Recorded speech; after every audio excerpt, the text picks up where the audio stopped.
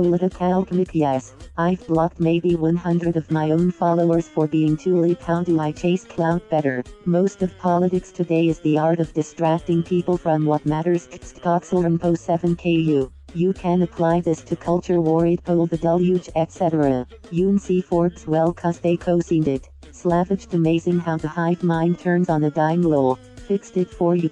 Down 13 meters 0 to 5c. If Dems rapids and left Dems, well then are you familiar with the transitive property? POV, you just promised her you'll vote Democrat. Cringe 5. Scoop 6 9r. Fear Dolphins im actually drew lol. CRK gave me the PW. Bombed goal 32. Scopist rolls 2. Uncle Boomer Umfeo, this is funnier in her voice. Reckon the pot one fish pipeline. Go 2. Jinx production punished Zen Lumeo Yain like nice I guess. Jinx production punished Zen scrolling through the TL spot 5 Phil. Need clout must transition to e-girl. Me sweating in the tape mills trying to contrarian my way up to 2k followers. E-girl posting lulz duckface modest selfie rocketing up to 10k overnight. I think gay guys are faking it. No way you don't like pussy brew, it must be for the tax credits or something, right? Homosexuality is aside, these leftists are too scared to say this shit, but you come to me for the raw uncut shit. Ratelit Twitter every time I shit pissed quick X69. Nova Cummies yes. I went on Reckon the Pot 1 and had a refreshing convo with some regular down to earth dudes about shit that matters. Check it out.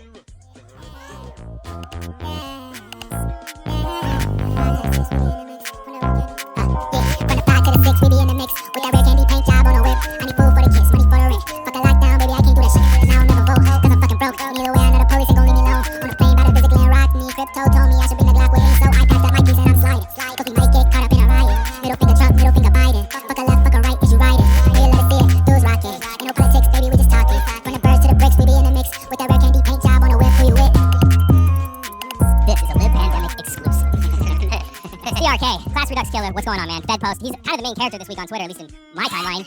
Screen caps all over the place. More screen caps than tweets I see of him, which is crazy. And what's going on, man? How you doing? I'm chilling. How you guys doing? Man, lovely Saturday. Lovely Doing Saturday. great. So excited to have you. We've obviously been following you for a while, and come from similar ranks, and especially during this COVID thing, which I think we'll talk about a lot today. Oh yeah. And where it was hard to find people in the early days. Oh yeah. Yeah. And I was like, who the fuck is? Because I followed you before that, and Glenn followed you way before that. Yeah, actually, I was like, that's crazy. I on my old account, personal government name, old account, randomly ran into CRK. I don't even think that was your name at the time. I think it was just black.com pill. This was like years ago. I randomly, just in a thread. I see it. I'm like, oh, that was cool. Follow. You know what I mean? And then. Oh really? Oh shit. Yeah, no, it's a trip. So then when I started what we were doing, I got our accounts going, and I was like, let me follow that guy because I like that guy. And this is before COVID. This is before. I think Bernie's still going strong and all that stuff. And then to see that evolution when nobody else did, as far as COVID, like everybody else was like scared for their life, and I was like, no, fucking base. I appreciate that. You guys were keeping me sane, honestly. Like you and a few other people, like, because look, a lot of shit changed in the last year. So it's just like to come from that Bernie world and then just sort of like see a bunch of like seismic shifts happening, and then you either read it and feel like either adjust to it or you just stay like locked in the same mentality. And a few of us we're not just gonna keep applying the same old mentality to things. I mean, you have to adjust a little bit, and it's luckily like we were changing up, and you guys too. Like, yeah, I mean, when shit happened, like some of us were able to like not just go along with it and just be like, wait, what the fuck is going on, really? Yeah, so great, yeah. Mm-hmm. If you're not concerned about what's been happening, I have zero respect for you. I can understand if you're like a germaphobe or you're tripping on your grandma, or something. Like I fuck with that. But if you're just completely like, oh, this guy doesn't believe in COVID, like one of those leftists, or not even, what I mean, just like a lib. It's just, it's like, I have zero respect for that. It's just so fucking dumb. Yeah. Which is funny because they'll post these people, and I'm gonna get into it because these are the people that are like the people that go at you sometimes, like CRK. Like some of the people I expected, I'm like, okay, that guy's fucking lame, whatever. But some of the people are like, I used to like the memes this guy posted, and then all of a sudden, CRK is strong enough to get this guy out of ironic detachment to all of a sudden be like, yo, we gotta take this guy down. Like, I don't know. You guys know he was talking to Jack Harlow a couple years ago? Like, oh my god. Like, it just insane. What's funny in these screencasts, what I see is that, like, none of them, it's never like, wow, this take sucked. It was always like, wow, this is a lame tweet, which is way different, It's like, are the ideas wrong? I got lame tweets all the time, dude. Like, I don't know. Yeah. Are you seeing these, or did you block all these people? Well, I've like blockchain like for like a lot of well, there's like a few people that will like just be stalking me, just stalking everything I say, and at that point I'm like, well, initially my stance was like, all right, don't block anybody. I was like 2K or whatever, and I was like, don't block anybody. There's no need for that. Like, just but I wasn't really getting that much attention. And honestly, like, still in my mind, I'm still like a reply guy in my mind. Like, that's how I still feel, because like it wasn't that long ago that I was just like nobody knew me. I was just like in Bernie world, just replying to people's shit, just trying to get.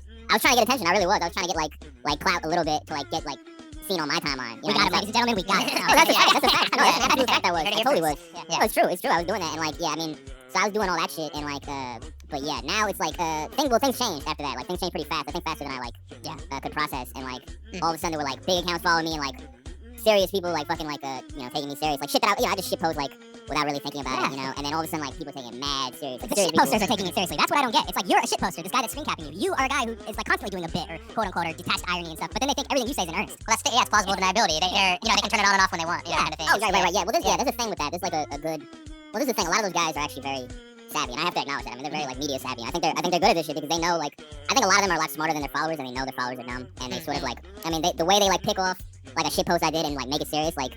I mean, they're smart enough. I know they're not that stupid. I know. Yeah, they don't. You were just talking about this right before we popped on. You were just talking about this. Yeah, but it's just weird to see those guys become serious. Is all I'm saying. It's like you literally just like posted a guy like shitting out his own nutsack like 5 minutes ago, and then you're like, hey, I found these CRK screen caps. Like, all right, man. Like, it's so weird to me because some of these people like they'll interact like with our account, and I'm like, dude, we're not. Belief-wise, I'm probably 90% where you are, CRK. Like belief, like the shit we believe on. So I'm like, how can you hate this guy this much and still like fuck with me? Like it's totally. I think it's not about that. It's not about the politics. Like Right. Maybe a little bit, but I don't think so. Right. A lot of it is just like social capital. I mean, like I've been around these people and like they've been on the pod and like some of them will tell me stuff about like they've got like screen caps of each other and they got dirt on each other and there's always like a external like extortion basically like well if you go out of line or you say something that we don't like we're gonna drop all this on you and we all like the eyes wide shut shit like everybody's got dirt on each other so that if you step out of line you're all implicated so no one will step out of line basically and like it's just weird. I mean I don't know what kind of normal friendships are based on that but I mean if you're all your relationships are parasocial and with abbeys online that people you don't really know I mean I guess I'd understand. I mean we're in a very isolating time especially now so I get it. I mean look that's the thing. I mean I used to be like I'm not gonna block anybody whatever. But things change, and I'm like, I got bigger than I thought I'd ever be in terms of like attention or whatever. And like, yeah, I mean, now I just block because I mean, some people are fucking obsessive, and they send me weirdo shit, and they like, I don't know, I've had people offer me to dox other people, other big accounts. I'm like, dude, I don't want anything to do with this shit. Like, that's weirdo shit. Well, we should be having fun online. We can poke fun at people, and like, Twitter's crazy, but then it just gets weird. People get really weird with it too quickly, and it stops being fun, And it's like we should be we should be like clowning on Biden, and just like we shouldn't be tearing each other down, It's just that. I don't know. That's just Slav made a really good point about this, which is like it's weird. And you touched on it a second ago. It's weird seeing the switch when it goes from like everything's a shit post to then all of a sudden like very serious, like darkly serious. It's like whoa, like and like leaking shit and getting people fired and leaking girls' news, like all this shit that they do, this type of shit. Like they've done this to people that I like online that I'm useless with, and like girls that like our shit, whatever. And it's like it's just weird, man. It's just weird. I don't want anything to do with that shit. It's also just incredibly beta too. It doesn't score well in the rankings. I'll tell you that much. But the thing I find like really funny too is I don't hate anybody that much. Okay, non-blue check, non-white check, whatever. Right. I don't hate anybody that much. And I have people every single day that will come in and just tell me to fuck myself, like for like clowning Biden, because I have a sports podcast as well where like everybody's a lib that follows it. So like when they I got people that do that. I don't hate anybody that much. Like I don't hate anybody to do that. And I'm like, it's like you said, maybe we're just so isolated that this is all there is. No, that's a good point with the distinction you made with the blue check thing, because in my mind it's like, all right, if I go after AOC or Bernie or people with power, actual power in the system, right? These are internalists, or people who actually influence things systemically. Yeah. And these people, right? If I talk about the left, like I try to avoid like overtly targeting one single person. Yeah. Because what I mean? Like if you hit on Vouch or whatever, like it's kind of easy phase. I was talking about this with James MK Ultra, the women posting guy. I was right. That's what like the post left, whatever that is. I don't know what that is. And basically, like they're talking about small groups of people, small anonymous accounts that nobody knows. Nobody knows. Yeah. Like nobody really knows me. Like as whatever like size I am or whatever whatever eyes are on me that are like bigger accounts that like watch what I say, whatever or whatever. Nobody really knows me in the real world, and I have zero influence over anything, right? And a lot of these people, like, if you're combing through all my tweets or whatever, you're like analyzing every shit post, whatever, like, that's one thing. But if I'm talking about like AOC or people in power, like the DNC, it's weird. It's weird that, and that's why I had that like meme of like the leftists jumping out in front of the bullet. Like, why are you jumping out in front of that? Why are you defending these people? Like, they don't care about you. Like, evidently too. It's like there's no argument you can make, especially right now. There's no argument you can make that these people care about you. Yeah, there's no argument. There's no argument for it. Yeah, and the thing that really irked people was when I went after like podcasters or whatever. And I was gonna say that. I think that's when I saw the tide turn. I think when you posted that Chapo where Christmas, it was a GIF where Rat Christman's like kind of adjusting his tie and like you had. They couldn't predict the Trump winning. I predicted Trump winning. Exactly. That thing. Yeah. I think that was when I saw everybody like people because like I said I'm in sports group chats with a lot of those like irony dirtbag left guys. A lot of them like sports and I'll be in there and like they don't talk but I'll see what their tweet like and they don't talk about it in that group chat but they'll see it in like on the tweets. I'm like damn that got you good huh? It's podcast wars basically is what you're mad at. Right. Yeah, there was like people. There were like I didn't realize this till later, but there were people that have like 100K followers, like really like almost famous people. I didn't really notice. Like I'm not that like savvy. You know what I mean? I'm not aware of all this shit, but I didn't know these were like really big people that were like quote tweeting me about that shit or whatever. Like, mad about it. I'm like, like one, I don't know them. I'm like, wait, how do you know me? That's the bigger question. How do you know who I am? Like I've got like 3K. Like nobody really knows me.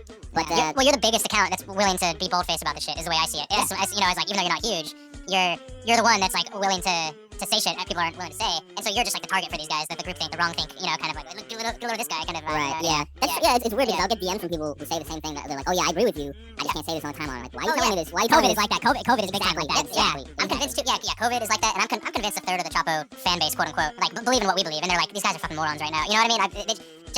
like it's only the vocal people online, you know, that are talking about that. Yeah.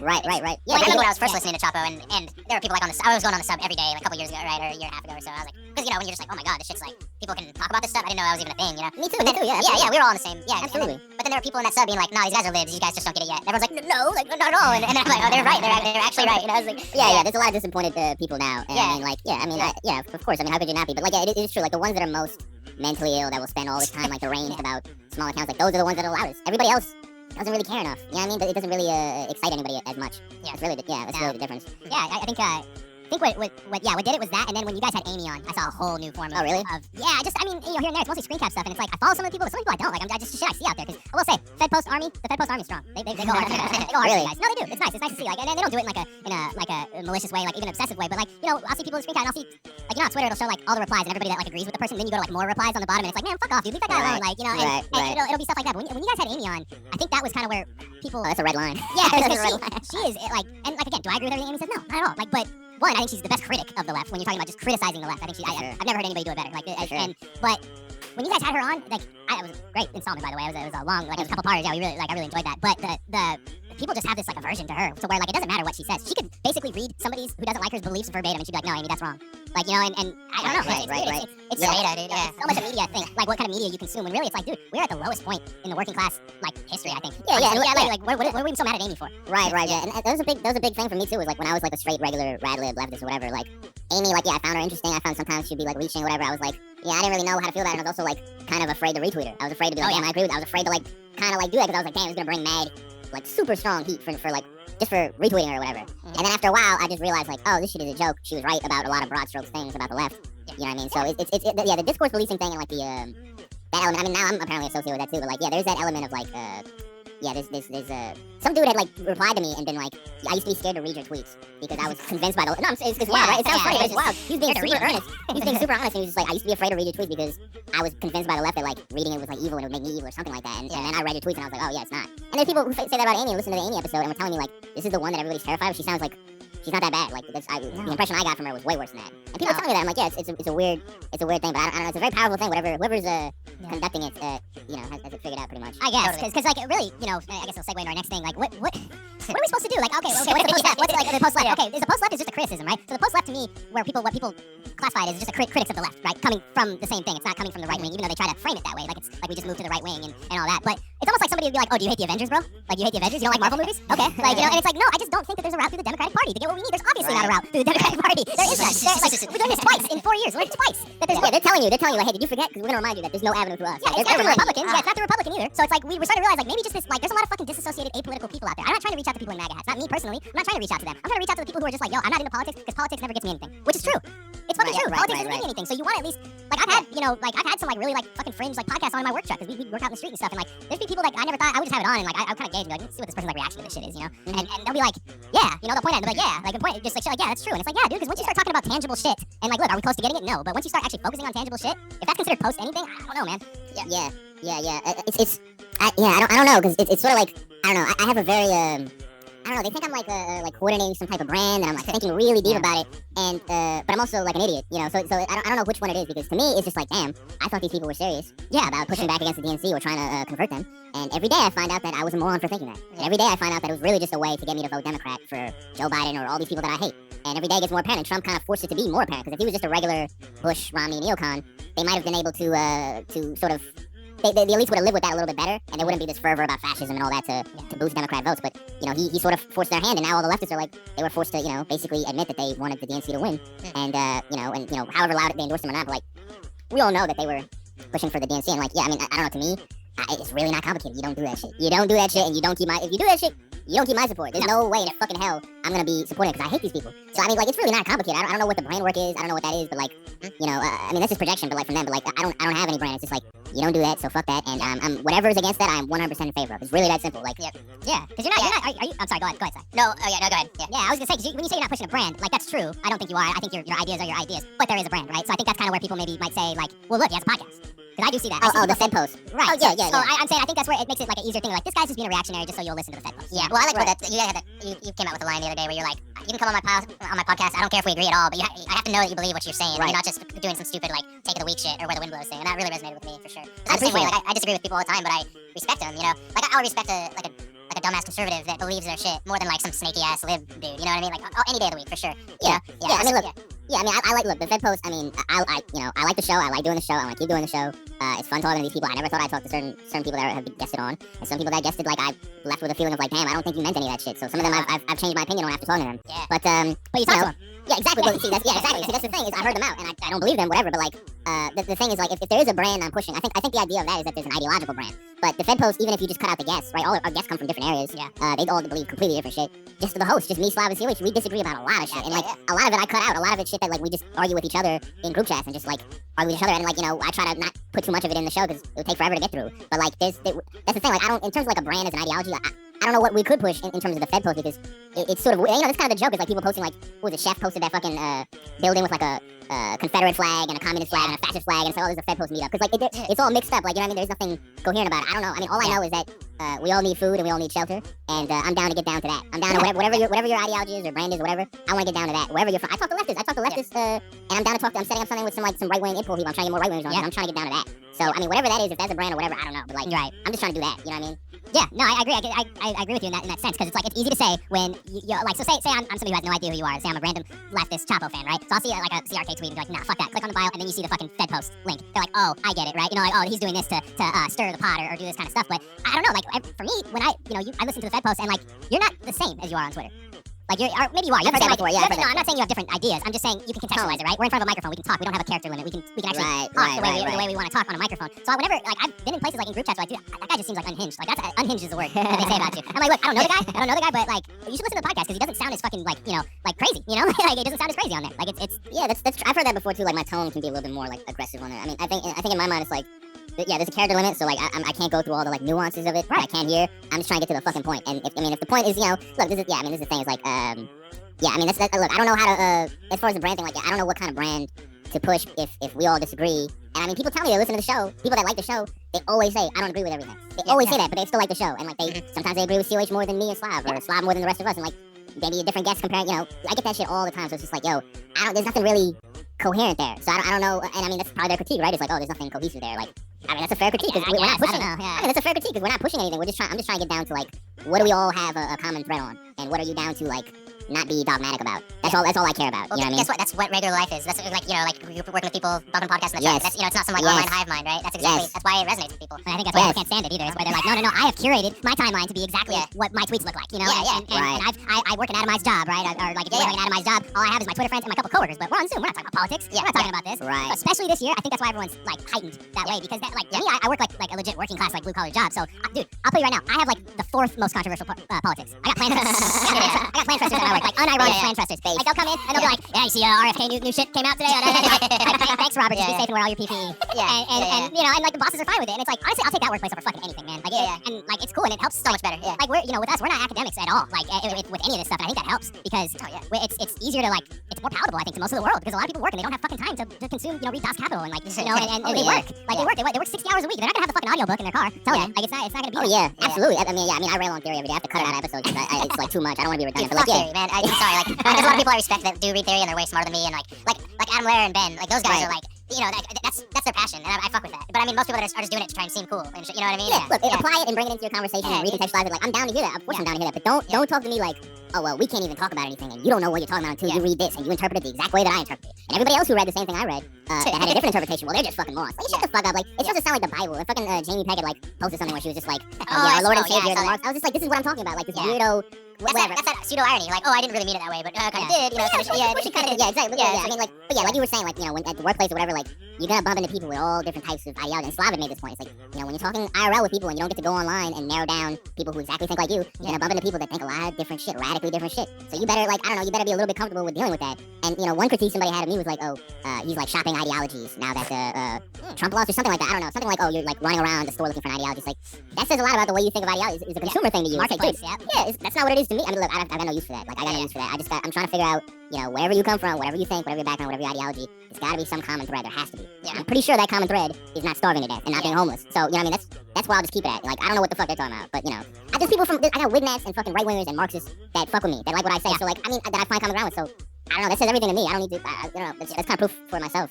Yeah. You know, guys, keep going. I'm gonna just pause my shit real quick. I gotta go to the bathroom. Yeah. So, but yeah, I wanted to, so CRK, you've been vocal for anybody. Some of our listeners aren't really part of like Twitter or anything like that. So I will say, Oh, nice. Yo, that's nice, man. That's yeah, nice. it's cool. It's actually pretty cool. I actually really enjoy that. But sometimes we'll have somebody on and they're like, "Who the fuck is that guy?" You know, and so which is cool. Like I'm jealous, man. Because my biggest fear is being like too Twittery or like too esoteric or whatever. Like having people that just, you know, don't have anything to do with that shit. I'm trying to reduce a lot of the like leftist, Marxist like Twitter vernacular that I've acquired. Like I'm trying to get rid. I tried to learn it because I was like, what are they talking about? I'm trying to learn it, and now I'm like, yo, I'm trying to get rid of that shit. Yeah. Like, normie pill is the way to go. So like, that's dope that you have like people that just don't know about Twitter. Like, well, I will say they know about Twitter. They're of course not, they know, they're but not they're not online. on it. Yeah, Exactly. they'll look at their timeline and they'll have like 2 tweets a month, like those type of people. I like That's those good. people. That's good. So nonetheless, what you.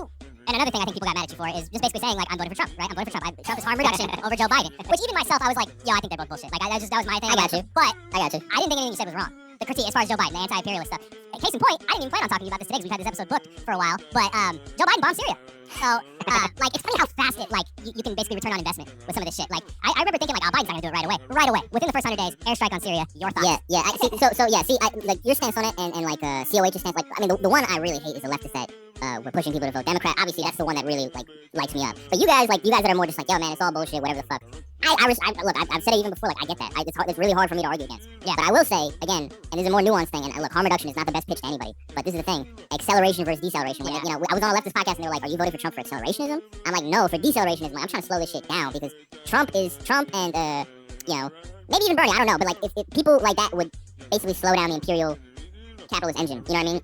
And the Democrats, the neolibs, and the neocons, you know, the like straight dead in the middle, you know, establishment centrists or whatever, they're gonna accelerate that shit. So that's what I was saying was like, look, can Trump stop wars that are gonna happen, that have to happen? I mean, look, maybe he slowed it down. I mean, if he stayed president for 20, 30 years or whatever, he can't stop the wars. He can't stop that. There's nothing the president isn't that powerful. There's a military-industrial complex that is far more powerful than any fucking president, right? And it's been that way since JFK and before that, right? But like, he can slow it down, which I think he did. I think he did after the Soleimani thing. I think if there were Hillary, this is what I tell people, it's like, yo, if Hillary was president, I think we'd be at war. I think we'd be way more, I think we'd be way more into something. So that was my reasoning, was like, look, I'm not saying he's gonna, you know, stop all wars and he's a dove and he's gonna, you know, be a socialist and working class hero or whatever. I didn't say that. All I said was that in terms of like cutting budgets, going to war, increasing surveillance, Biden, Kamala, neocons, and neoliberals, they're gonna do it way faster, way harder, way faster. And look, every day, I mean, I hate seeing it. I mean, I'll brag about it, whatever, but I hate seeing it. It's happening. Every day, right? This week alone. Oh yeah. And you know, it's why I feel it's sick because like I want to brag about it, but I'm also like, the things I predict are fucking bleak. You know what I mean? So they keep happening, and I can't even really enjoy it because I'm just like, this fucking sucks. I don't want predicting this your team's gonna lose every week and being exactly. right. Yeah. Exactly. Yeah, you're like, oh yeah, I was right again, guys. Like, yeah, fuck off. Yeah. I'm gonna kill myself. Yeah, Why don't you predict the win one week, guy? Yeah, how about that? but yeah, like what I found funny about this week was now, and this is the thing. I think one other criticism I hear about you is that you do conflate. Or not conflate, but you just kind of group in, at least on Twitter. And again, I think with your podcast, I think you do a good job of explaining it. But just on Twitter, for somebody to see, you think the left and the liberals are somewhat the same, right? Like, just like it's the same thing, right? Like that's kind of the way the criticism I hear. So when the bombing happens this week, I see a lot of this post-left versus left debate where they're like, yo, we don't like the Marxist left guy will be like, dude, I don't believe anything the liberals say, right? And like, so they're like, we're not happy about the, you know, Biden doing this, Biden doing that, but they feel like they're being called liberals by us, you know? Like, if that makes any sense. So. I don't know if you had any like thoughts on that, because even me, I'm kind of like, well, there's still a distinction between liberals and the left. However, I do think the left is kind of like the underground rapper version of liberals. I will say that. Like, you know, like, well, that's the thing. There's leftists, and I don't know if COH still identifies as leftist, but like, you know, there's a bunch of people that are like in our chats that like, you know, that we're cool with, and we have a rapport with, and like they're leftists, and they don't take what I say personally. They don't take it personally. Yeah, I feel that's me. Like, I still feel leftist. Like, I don't identify with the cultural shit at all, but I still want all the same stuff Bernie wanted. You know, I still like vibe with that. But I have no problem criticizing a political movement. You know, if you're that attached, you're a fucking nerd. You know, it's sorry, I cut you off. No. That's a good point, because there's some people on post left that will get mad at me and be like, you don't hate the left enough. I've hated the left longer than you. I've known that they're all. And I'll say something about like, look, I really focus on like criticizing the left project, like as a nebulous thing, right? And you know, major leftist players that are really libs or whatever. I focus on that. If you're just some random underclass leftist, I don't really have too much to say about you. Like, maybe I think you're naive, but like I don't really need to. It's not my point. You don't have any power, so what do I care? Like, it's not really the thing. But like, there'll be post leftists like, oh, you don't, they're all libs, and like you don't critique them enough. And I'm like, dude, I can't write them off because I was a fucking lib 2 years ago, 3 years ago. I can't do it. I can't. I would look crazy doing it, so I can't do it. But like, I will say that like, yeah, the left as a whole project. And what I mean that is, I'm talking about like 90% of it. I'm talking about like the bulk of it is fucked. And I think even if you are a leftist, if you're a real leftist, whatever that means, right? I think you look at the left and be like, damn, our shit is fucked up, right? And I felt that way for a while until the point where I was just like, you know what? This is, and I care about colloquial meanings. I care about how people interpret it in the broad sense, right? And for that, I'm like, I don't want to go into debates with someone and be like, hey, I'm a real leftist. I'm a traditional leftist. I don't want to do that because, like, at a certain point, I just felt like, yo, I'm on shrinking territory. So I was just like, dude, I just don't want anything. And the more I saw, like, leftists, like, shitting on people for being poor, like MAGA people, or just supporting, like, Silicon Valley censoring people, or just supporting this lockdown bullshit, the more I saw, I was like, look, dude, I don't want anything to do with this shit. I don't want to be associated with this. Like, I don't care about labels, but do not call me that shit. I don't want to be associated with that Beautiful. shit. Yeah. And I was go ahead. Sorry. Go ahead. No, go ahead. I had nothing. That's all. Okay, yeah, no, what I found, because I was the naive, like, left, I didn't know what I was. I was online, but, like, again, I came from, like, sports Twitter, dude. Like, I was just kind of like, okay, Kyle Kalinske, that guy seems cool, let me follow him, you know? Just shit like that. Like, it wasn't anything crazy, but, you know, after a while, like, yeah, and him and I, Sai and I have, like, a lot of, like, especially him, like, a lot of, like, crazy, like, health takes that might be considered, like Chapo, one of our main things, and I don't want to make this, like, a big Chapo thing, but, like, one of their big things was, like, oh, the only reason people get into, like, holistic health is because they don't have healthcare. And it's like, no, dude, like, rich people that make, like, fucking billions of dollars do holistic healthcare shit, dude. Like, it's a bad critique, so it's like, we felt like we weren't a part of it. Like, I remember for a long time, we started this podcast on Super Tuesday of last year, and it was like, really? Hey, shout out 1 year anniversary is going to be this week's episode. Okay, you are on the 1 year anniversary episode. I'm just letting you know. But yeah, March 3rd. But anyways, like, we'd feel like a certain way. We would doubt COVID, or we didn't want vaccines to be mandatory. And, like, the fucking Rose people would be like, you're not a leftist. Like, fine. I'll walk right out. Don't call security. I'll walk right out. No, and I remember even, well, the COVID shit, well, the COVID shit made it crystal clear, especially for a lot of people that weren't even on this hype yet. But I remember, being on the Chapo sub, and, like, you know, I was anonymous and, like, posting on there or whatever, and I'd be like, yeah, dude, like, Pfizer sucks, like, we shouldn't trust their vaccines before COVID, right? And people are like, well, actually, you should get it. And I'm like, you're like a Marxist leftist, and you trust, like, this giant conglomerate corporation that's, like, literally paid out world record settlements in killing and maiming people, and not just people, but, like, you know, brown and black people in the global south, right? You know, so they, like, all the people that are all about identity politics and, like, you know, all that, like, oh, you know, your whiteness is showing, and they're like, get the Pfizer vaccine and shit. And then COVID hit, and it was, like, doubly obvious, right? Yet more people double down even harder, right? That's the funny thing about the COVID thing is, like, it's the people that were kind of knew about it were like, oh yeah, this is fucking dumb. But the people that are true believers double down even harder, like the double mask thing. And now it's like, nationalize Pfizer. We're gonna nationalize Pfizer, man. It's like, all right, man. Like, the AOC tweet, it was created by an immigrant. Like, what the fuck? Oh my god. I forgot about that one. Yeah. I think I heard that from you. She's gone. What a fucking nut. Yeah, we're gonna nationalize Pfizer. But yeah, exactly. Like, it's like, stop saying post-left when you don't allow half of the people to be on the fucking left. Right. Like, you should have, like, okay, I want open borders. Make open borders for your fucking political movement. How about that? You know, right. You shit like that. Like, stop. Like, again, if you, they don't want to be big, dude. I don't think they want to win. That's the thing. They want Bernie. They wanted Bernie as president. They wanted him as president. They wouldn't have done shit to push him. Yes, they would have stand. The way they defend in AOC's mentions is what they would have done for Bernie if we had President Bernie. When we decided, like, hey, Bernie, where's all this, dude? All this shit you done with the executive order. No, you just made a great point that that matters a lot to me, which is the left being exclusionary, right? The left not wanting to while win. fighting for inclusion. Right. And the left not wanting to win. That was something that really radicalized me out of it, was that the things that the left advocate for, or their tactics or whatever, they all seem like things that you would do if you weren't serious about winning. You know what I mean? That if you weren't serious about, if you're gonna, like, hyper-credentialize people, like, oh, you need to read X amount of marks, or you need to be this woke, or whatever, like, all this stuff, all these, like, means testing people out of your tent or whatever. That is, to me, it's, like, intent on making sure that people don't join it. And when I'm in Brooklyn, right, like, the richest people are the most left, the most lib. So that thing, like, the rich people being, like, elite and, like, exclusionary, and sort of being like, oh, well, are you still, you know, consuming this media good, market good? Well, I'm consuming a higher quality one. You know, it's always about one-upping. That's just the nature of rich people. It's like, how else do you justify that you spend all this time trying to get richer? And what other meaning is there to your life but then, you know, asserting to other people that you're superior to them because of your money? Or whatever. How else do you, how do you justify it? If that's all that you care about, and it's the only thing that's going on in your life, it's the only way to really, you know, make it meaningful. And that's the thing, it's the same thing with the left mentality that I noticed, is like, you have to keep moving the goalposts on what's woke, keep moving the goalposts on, like, you know, like, theory and all this. So it's like, it's intent on making people not be in it. And all the time when I was a leftist, all the time I heard, you're not a leftist, you're not a real leftist, that's what I heard all the time. I opened my mouth and it would all the time be like, that's not real hip-hop, that's what that reminded me of. You know what I mean? Yeah, and that's the thing, like, at a certain point I just said, like, yeah, I think, oh, lost you. The more I hear this, I'm like, yeah, I don't think I am. And I think, sorry, is it unstable? You're good, yeah, we're fine. It's not up, you're fine. Yeah. But yeah, you know what I mean, yeah. What do you guys think about that, like, the exclusionary thing, or? Sorry, well, I wanted to talk, like, the Bernie campaign in 2016 and 2020. I think we forget that, or I forgot, I had this realization the other day that where, like, you know, Bernie coming up in 2016 is radically different than Bernie in 2020. And I don't mean the person or the man, I just mean, like, the vibe of what was going on. Yeah. He was coming from the outside in, being like, yo, we can change this shit, blah, blah. And, like, people that weren't political before, like me and stuff, you know, like, I always had opinions on stuff, but yeah, we were like, oh shit, this guy's fucking it up, you know, let's go, you know, and then in 2020 it was the opposite. It was like just this tide pool, this, like, quicksand of, like, you know, all this dumb AOC bringing, you know, or, like, canceling, because if you listen to Joe Rogan, you couldn't be a Bernie supporter and all that stuff. Yep, right. And I remember in the middle when, like, the Bernie thing was seriously faltering, you know, in winter and early spring, you know, of last year.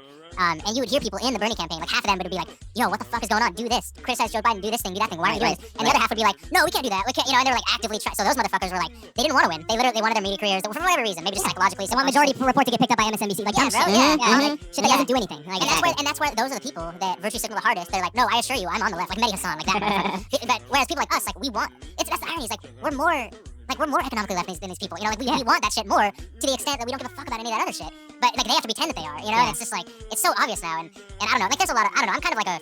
It's gonna come, we've talked about this before. This might come out kind of weird. I'm kind of like a rad lib defender in a lot of ways. Whereas like Kyle Kalinske and Bree Joy Gray, like I got massive problems with them, and they're like extreme rad lib. But if you're trashing Joe Biden on the regular, like you're cool with me, you know. And Kyle Kalinske was never like he was like don't vote for Joe Biden. He was never saying vote for Joe Biden. So I was like I respect that. You know what I mean? Well, I don't give a fuck. Yeah. No. I think I know. Yeah. I know where we're all coming from this. You know. But what I'm saying is like they're people. They're gonna be the way they are. You know what I mean? They're just like they're never gonna be like you and me and CRK. You know what I mean? Like yeah, true. Yeah. So I'm like that's infinitely better than some dumb Majority Report or some fucking some weird media outpost thing. But anyway, I was just going off. I feel you. Yeah, where it was just like it was very clear that some people were actively sabotaging the shit, and I feel like it was almost sadistic where they knew it had no chance and they were just trying to like I think they want it to be niche, dude. They want it to be niche. Like and right, exactly. Look at the way they consume every other kind of media. They're like, oh, you like Ari Aster movies? I actually like this director that copies him and is way shittier. Like, they're like people like that. Like they're like, oh, you like this band? Oh, that band, Nirvana? No, I actually like this band that says that they got their whole style from Nirvana, but nobody knows about it, so I like that. Hipster politics. Exactly. Yes. It was never sustainable. Like you said, the goalposts move. What are the rules of the left? I can't even tell you. I can't tell you what the rules of like the woke left is. I can't tell you because every day is fucking different. I'd be around people and they would just be like out-woking each other. Be like, well, I've read something that you guys haven't even read. Yeah. And I know about all shit that you guys don't even know. And they would just say it very explicitly like that. I'd be like, so what are we talking about? I'd be like, wait, what are we doing? Like, is that what the whole point of this is? And like, yeah, it's the same. Yeah, exactly what you said. Like, there were a lot of stereotypes about Bernie supporters about being like, hipster white dudes or whatever from Brooklyn or whatever. And I was just like, oh, that's bullshit, whatever. But like, a lot of the look, I try my hardest not to condemn mass groups of people. I try not to do that shit. Like even the BLM protesters, like the ones who were rioting. I don't condemn all them, and I don't condemn the people. There were real folks out there. There were some real motherfuckers out there. Yeah. Yeah, and I don't condemn all the people who at the Capitol raid. I don't condemn any of them. Like, you know what I mean? Like, my politics are pro mob. You know what I mean? If there's enough people out there that are doing something desperate, I have to sort of like take heed to that. I have to do that. I can't do what these people do and dismiss them and be like, oh, you're all privileged and you're all acting out. You're having a tantrum. What the fuck does that mean? Like, I don't get that. Like, you're killing people over a tantrum. Like, I don't get that. We had the same thing where we during the George Floyd protests we were like, fuck yeah, fuck the cops. You know, like we don't like cops. No one likes them. Everyone's had shitty experience with them. And then it turned into the whole like corporate BLM thing, and we're like, actually, fuck that too. You know, that's not good. And then the Capitol riot thing happened, and I was like, oh, okay, like clearly this is like being used as a psyop, but it's actually real people that believe in this shit out there. They built that way. They built it up with the media consent. They were like, one day this is gonna fucking happen. You shake that soda bottle enough and then finally open it. You know, some shit's gonna happen. So, yeah, exactly. Sorry, but no, and it's funny. I got people in my family that'll hit me because they know I'm the crazy one, right? And they'll hit me up and they'll be like, like, oh, you hear about this Q shit's dumb, blah blah blah. And I'm like, yeah, I agree with you. It is dumb to think that Trump is gonna stop the pedophiles. Like that is a dumb take. But then on the same breath, they'll be like, holy shit, have you heard? Like, I have like normies coming at me now, being like, have you seen these James Alefantis Instagram posts from like Pizzagate? I thought that was fake. Like people told me that was fake news. Stephen Colbert told me it was fake. Fucking channel. And I told you it was fake. Yeah, I'm like, bro, you're like 5 years late, but thank you for like validating. You know, like the kids have already been dealt with. Yeah, they're like sophomore year of college about already. They're working at a pizza place now. Yeah, yeah. But it's just I don't know. Like, and again, I hate what you're talking about like the Biden thing and bombing people and being not the opposite of harm reduction. Where it's like, yeah, it's that same feeling of like I hate being right about shitty stuff. Because it's such an unsatisfying feeling where everyone has their blinders on and you're just like, I called this 2 years ago, and it's like, yeah, I called these people being murdered 2 years ago. It's a shitty feeling. It doesn't make you feel good. No, it doesn't really. I mean, it's like I'm always like, yo, when I get proven right, I'm gonna go off, and then it happens, and I'm just like. Yeah, I don't even want to talk about it. I'm just kind of depressed. I'm just depressed. I'm genuinely, honestly depressed. Like, you're on to the next thing. What's next? You're like, okay, now what's next? Like, it's not even like, oh, it happened. You can't even really process it in the moment. You're like, well, I knew that was gonna happen. Right. Now what's gonna happen? Yeah, right. They don't let you process anything. Yeah, exactly. And I legit had I'll be real. Like, I had an almost mental breakdown like maybe 5-6 years ago. Like, ish, not like it wasn't too serious or anything, but like when I was, I was like going deep in the conspiracy stuff, and I was before Epstein was a household name. I was rocking Epstein way before it was cool. Really? You listened to those tapes? Yeah. Before you got signed. Yeah, before. Yeah. But I was like, this dude exists. And like is this like on some obscure internet forum? No one even knows about this dude. I was like, am I going crazy? Like, am I like hallucinating right now? And then it's on the news every day, right? Exactly. And then 4 years later, it's like a giant, like my family's hit me up about it. And I'm like, oh my god, this is so. It's like, but I already had the self doubt 4 years ago. I was like, am I crazy? Am I fucking nuts? So anyway, I'm random. No, absolutely, man. I appreciate you saying that because I honestly like that's a very it's a weird feeling, man. Because especially like when there's so much discourse policing to make it that like even if somebody starts to feel like there's something fishy about whatever, like even if they have that inclination, they don't want to talk about it because they know it brings more trouble than it's worth, right? So like if you have that inclination and you actually look into it or say something, then you just you get the hammer on you, and like you just feel more, and nobody's gonna jump up to be like, oh, I think he's right. Nobody's gonna do it because they don't want the trouble themselves. So like you just feel very like alone. And when COVID was going down a year ago, I felt fucking insane, bro, dude. I really was like, exactly what you're talking about. Switch for you. Like I know you're early to it, but like walk me through the early January, February, March, like what was going through. Hold on. Okay, all right, go ahead. Sorry, guys. Go ahead. I remember. It was in China in 2019, end of the year, and then they're like, oh, it's gonna come, and all the libs are like, oh, it's not gonna come, and the right wingers were bug out bags, like tripping out, prepping. Yeah, they're prepping and shit, and they're like, it's gonna be the end of the world, and the libs were just, oh, it's nothing. And then, yeah, March, all of a sudden, it just happened all at once, and New York was just like, I just moved somewhere new, and I had the flu, and I just moved in with my girl, and like everything just shut down, and all of a sudden, like, it's a state of emergency, and people, I was at the store to buy food, long ass lines, and I was just like, what? It felt surreal. I was like, what? So like during that time, like the beginning of March, like I was just like, this is crazy, but I was also like, this feels super surreal. And then just throughout March, like towards the end of March and the beginning of April, I was just like looking at the way the media was handling all of it, because I watched a lot of news. Like I hate watched a lot of the news. I hate watching them because I was like, all right, whatever they're saying is how I can get a read on what the elite want us to think, and then discern from there, right? Not necessarily just go the polar opposite, but it gave me a good read on what they're trying to do. And during, at the end of March and the beginning of April, I was just like, damn, it's weird, because I've been telling people all 2019 that a crash was coming very soon, and people were telling me I was crazy, and now there's a crash. But it's not because of the rich. It's because I kept saying, yo, it's gonna crash, and people are gonna hate the rich again. It's gonna be serious. It's gonna be like a serious thing. And then all of a sudden it happened, and nobody blamed the rich. Everybody blamed COVID. It's the COVID. They blame the poorest people. They blame the people in the fucking trailer parks. They thought it was a political weapon, dude. I swear, the liberal psychology. Only because I have some inside knowledge of some people, but like they're kind of like, yep, we're gonna be fine, and those red states are gonna get crushed, and we're gonna crush the election because all the fucking rich people are gonna. No joke. Now, do they say it as explicitly as I said it? They go, no, but look at what got attached to masks. Look at what got attached to it. A whole belief system got attached to wearing a mask. It was like, okay, I wear a mask. That means I care about science. That means I care about black lives. That means I care about blah, blah, blah. Oh, and you don't wear a mask. And that was, first off, one of the biggest fucking like fallacies ever, is that only like white supremacist people don't wear masks. It's like, dude, I've seen hella black people without masks. I've seen hella like people without masks. Like, yeah, exactly. So, but that was their thing. It was like, look, all the racist people, they don't wear masks. It's the video of the guy with the cash. Fuck the virus. We out here getting money. You know, fuck the virus. Yeah, I love that guy. Whoever he is, shout out to him. Yeah, slide through sometime, please. Yeah, go on. But yeah, exactly. All this stuff got. Once I started seeing that, but then like I'd be at work simultaneously, and I would see just a bunch of people not wearing masks, a bunch of people not doing this, because we were at work. Like we're at work, and you realize it wasn't just I'm just plugged into the TV at home working remotely, scared out of my mind. I was at work, and I swear the liberals thought it was gonna be a political weapon. And then once San Francisco started getting hit, and like where you are in New York, once they started getting hit, it was like, oh shit, shut it down. You know, like it was so crazy, and you could just tell, like, again, had this shut down, like when people say we don't lock down properly, it's like, well then why did the fucking wealth just shoot upwards? Like we locked down exactly the way they wanted to lock down. I'm sorry, it was proper as fuck. Maybe not for you, because for some reason you thought with no precedent whatsoever we were just gonna get money delivered to our fucking door every single day.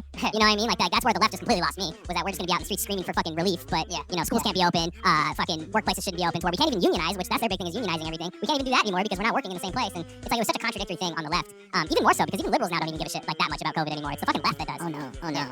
Yeah, and if you talk to them in private, and that was a big radicalizing thing to me too, was like being around like lefties or liberals in New York, and just like being around and being like, you guys aren't doing like the proper COVID shit that you're always like tripping out about. When we're in private, when they're like, oh well, we're cool, so it doesn't matter. I'll be like, damn, so all that shit is for show. You're not serious about this, because it doesn't look like it. It looks like well, that's what all the lib pandemic meme shit is about. It's just like, oh yeah, like it doesn't apply to you. And it's all these dirty, filthy, poor people that are spreading COVID, right? They're not clean like you. Like you're clean, so you can't spread it. And, you're not at fault for it. It's very like a Protestant thing. It's like, I mean, I don't know, man.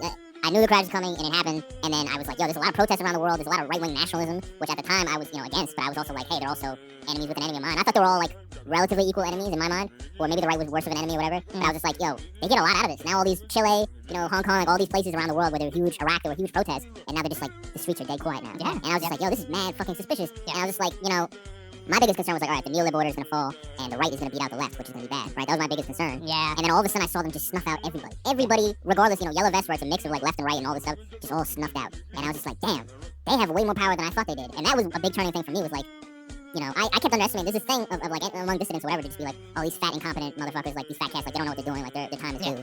And then I just like, that was a big turning point for me. Like, no, I don't think I should underestimate these people anymore. Like, I think I did too long. And like, I mean, they got covered for everything. They broke up all the unrest. And 1 trillion, 2 trillion, 3 trillion upward wealth transfer. Like half a year. Yeah, the CARES package, everything that's just going towards them.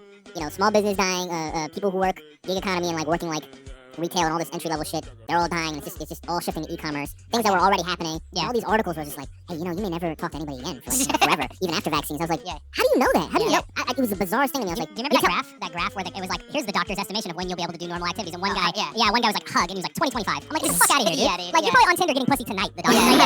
He's like, 2025 for you guys, but that was so weird. Yeah, and they were laughing all the way to the bank at the fucking Bernie left movement, going along hook, line, and sinker with this shit. They found it. They found it on the weakness. Oh yes. Like a silver platter, dude. It was just like, it could not have been. And that's when really COVID for me is when I learned that it was not a serious project. That nothing was gonna come of this. Like, if these people are arguing against our fucking liberties and our economic prospects, like literally arguing against it, and just all just for being like, no, dude, like we're gonna get $2,000 checks a month, like at some point, like they have to give it to us. I'm like, they're not gonna give it to us, dude. Like, we're fucked, It's like, I know. And it's just like if that's your thing, if you're like, you want to shut down all the nail salons because like we just maybe have to shop at Amazon for a couple months and then we'll be fine after that, like, you're dumb. You're not serious at all. Yeah, I mean, like, broad strokes, like, I knew Bernie didn't have a chance 2020 because, like, he's old, and, like, Hillary, he lost to Hillary, and Hillary, he endorsed Hillary. Like, a lot of it just gave me this vibe of, like, I have like, family that's, like, DSA or whatever, and was just like, no, he could run again. We were talking about this in 2017 or whatever. I'm just like, I don't see it happening. And I was very pessimistic about the whole thing. but I still allowed myself, naive optimism, because I was like, I just want him to win. I just really want it. You know what I mean? Like, I just allowed myself to hope that, especially, when things were looking good. And just like, every day thinking, is he gonna like fucking drop the hammer on these guys? Like, when is he gonna do it? And they're like, oh, don't worry, he's waiting for the right moment. He's waiting until it narrows down. All the strategists were like, oh, he's just waiting for the right moment when the panel thins, and then he can go after Biden. Never happened. Then it was 1-on-1, him and Biden. Never happened. Got smoked. And then after he got rigged, after well, I don't know, rigged or whatever, but after there was coordination and he got out, all of a sudden just like slowly just shifted over to Biden, right? Everybody, all surrogates and everybody. Biden and like, COVID, yeah. Right, and then at the same time, this COVID shit is happening, and all I see is these leftists telling me, oh, those people protesting the lockdowns, like they just want to go to the hair salon, they're just like privileged motherfuckers. And I'm like, damn, it's kind of weird, man, because we're in a recession. Like, I don't want to hear about people being privileged. Like, I don't want to hear about mass movements going on that are like privileged during one of the greatest recessions in like a century. I don't want to hear that shit. That was like those things happening together, sort of like around March last year, exactly a year now. Yeah, and like, those are the real acceleration. That's the irony, is that like, you can accuse of being accelerationist if you want, I don't know, Trump, or to burn it down or some shit. But if you're the type that's saying like, no, these nail salon owners have to starve and their kids have to starve as long as we abolish capitalism, which is never gonna happen. It's not gonna happen in the next 5 years, right? Like, those are the real unserious people that are like, oh no, this is perfect. This COVID thing's gonna perfectly. They're doing okay in capitalism. Right, exactly. Yeah, it's the skin in the game. I'm not game, like, you don't see like. There were some people like on the left where they're like, I'm a server, but I still think we should lock down. We did the right thing. Okay, sure. Talk to me in a month. But most of these people, it's like, you didn't miss a meal. You didn't miss anything like that. And you could swear you have your pulse on the working class. But I said something the other day, like on Twitter, where it was like, look, a lot of people that argue about the working class, whether I agree with them or not, are doing it from like a one-way mirror, man. Like on a focus group, where they don't actually fucking know what any of these people are like actually. Oh yeah. What was it I said I saw before? It was like COVID is like a first world. COVID is a first world problem. One of my favorite fucking things. That was good, man. That was good, because I thought about that. I was like, shit, yeah, that really is kind of, because it's like, the farmers in fucking in Burkina Faso aren't tripping on COVID right now. You know what I mean? They're worried about their fucking harvest. They're wearing pandemic shirts, actually. Yeah.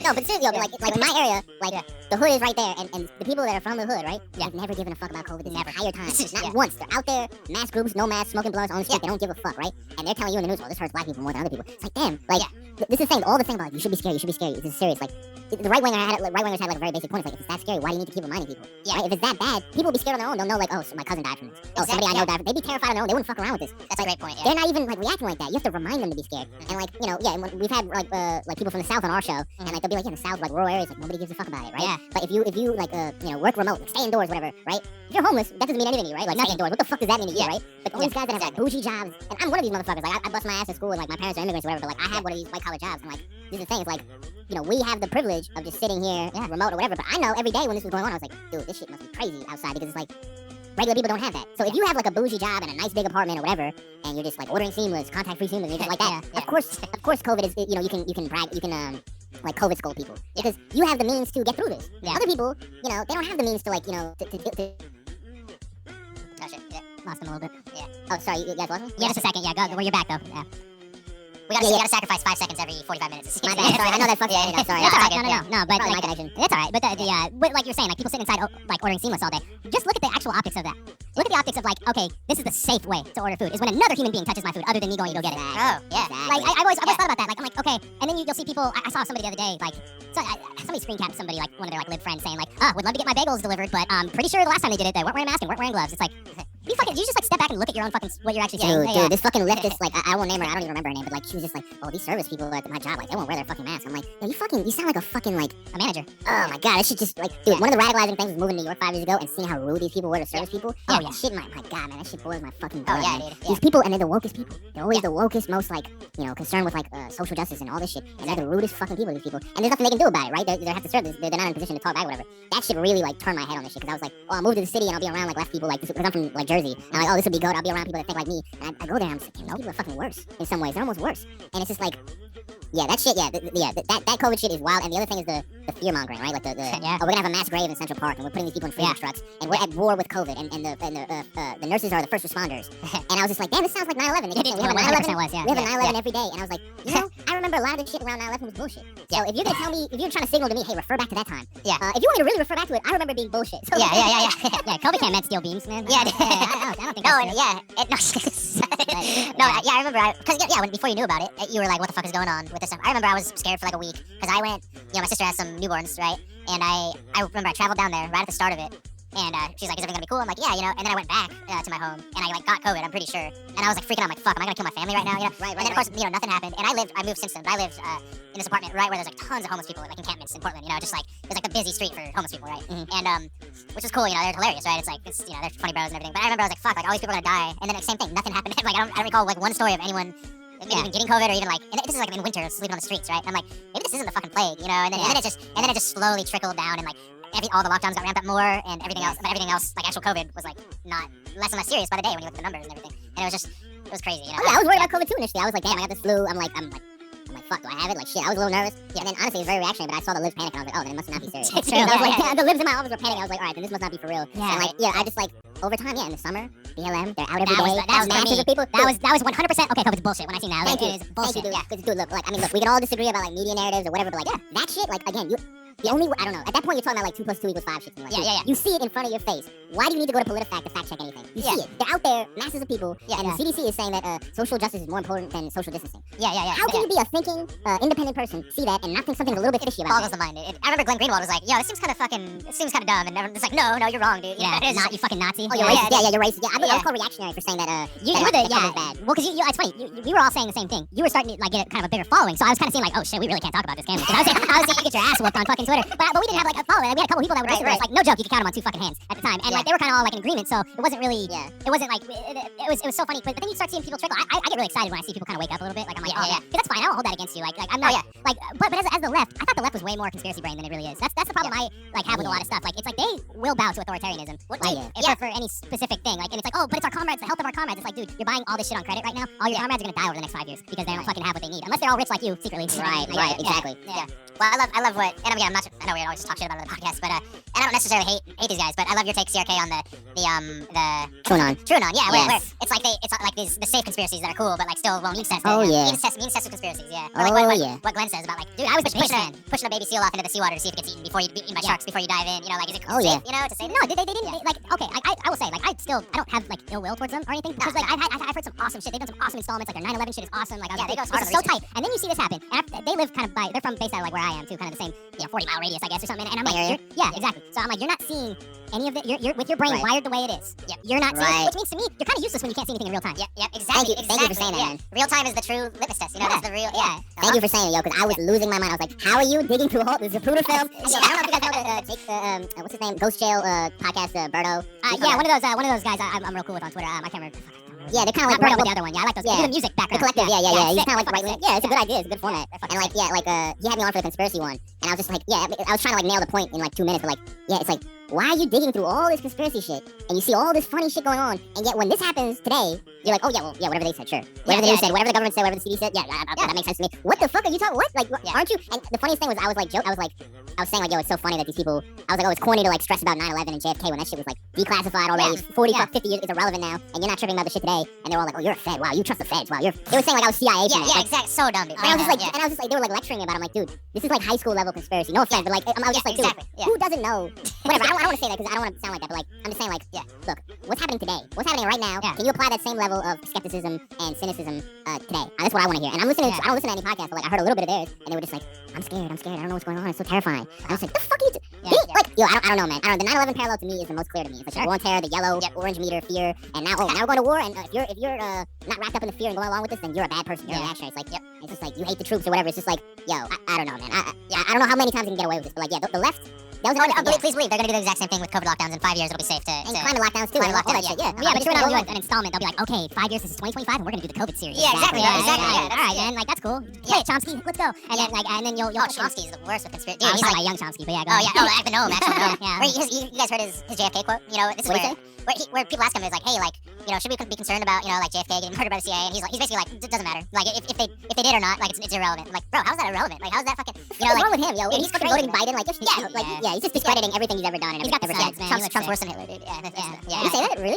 He said he's posed as a graver threat than to the, because the dude was alive for Hitler. His whole logic was like climate change, like, you know, like we could end all of life on Earth. It's like, okay, it's Trump's fault, dude. It's not fucking. And you're the biggest climate fucking guy out of anybody. You know what I mean? Like, it's not even like you. That's what I mean. You are like, you would be somebody that sees the climate change threat as like for sure more of a threat than probably Chomsky even does, but you're not gonna do hyperbolic bullshit. I'm not gonna politicize it like that, like some dumb game. Exactly. A lot of you guys disappoint me, man, because I like Chomsky, I like Adolph Reed, I like Chris Hedges, and they all just fucking fell in line. Even Adam Curtis, I'm hearing is fucking like, oh yeah, Biden's good, BLM's good, and I don't know if they're under any pressure to say any of that shit, but again, like, look, I don't care what you say when it's too late to say it. You know what I mean? Like Chapo shifting back and TrueAnon shifting back to like, oh, this fascism thing is bullshit, and like, oh, you know, the Democrats are no good. I don't care what you say when it's convenient to say it. I care about what you say when it's not convenient. And I said that shit when it wasn't convenient. I got cooked for it. And nowadays, you look around, and even a lot of leftists are like, yo, lockdowns are fucking fucked up. And a year ago, they were making fun of all the MAGA people for being anti-lockdown. So it's like, look, yeah, exactly. Oh yeah, you just want your hair salon. And to me, when I hear that shit, I hear the welfare queen thing. I hear like, yes, you got a TV, you got a car. Oh, you're not poor. You're not poor. You're just a fucking crack addict, and you can't, you're not raising your kid right and all that,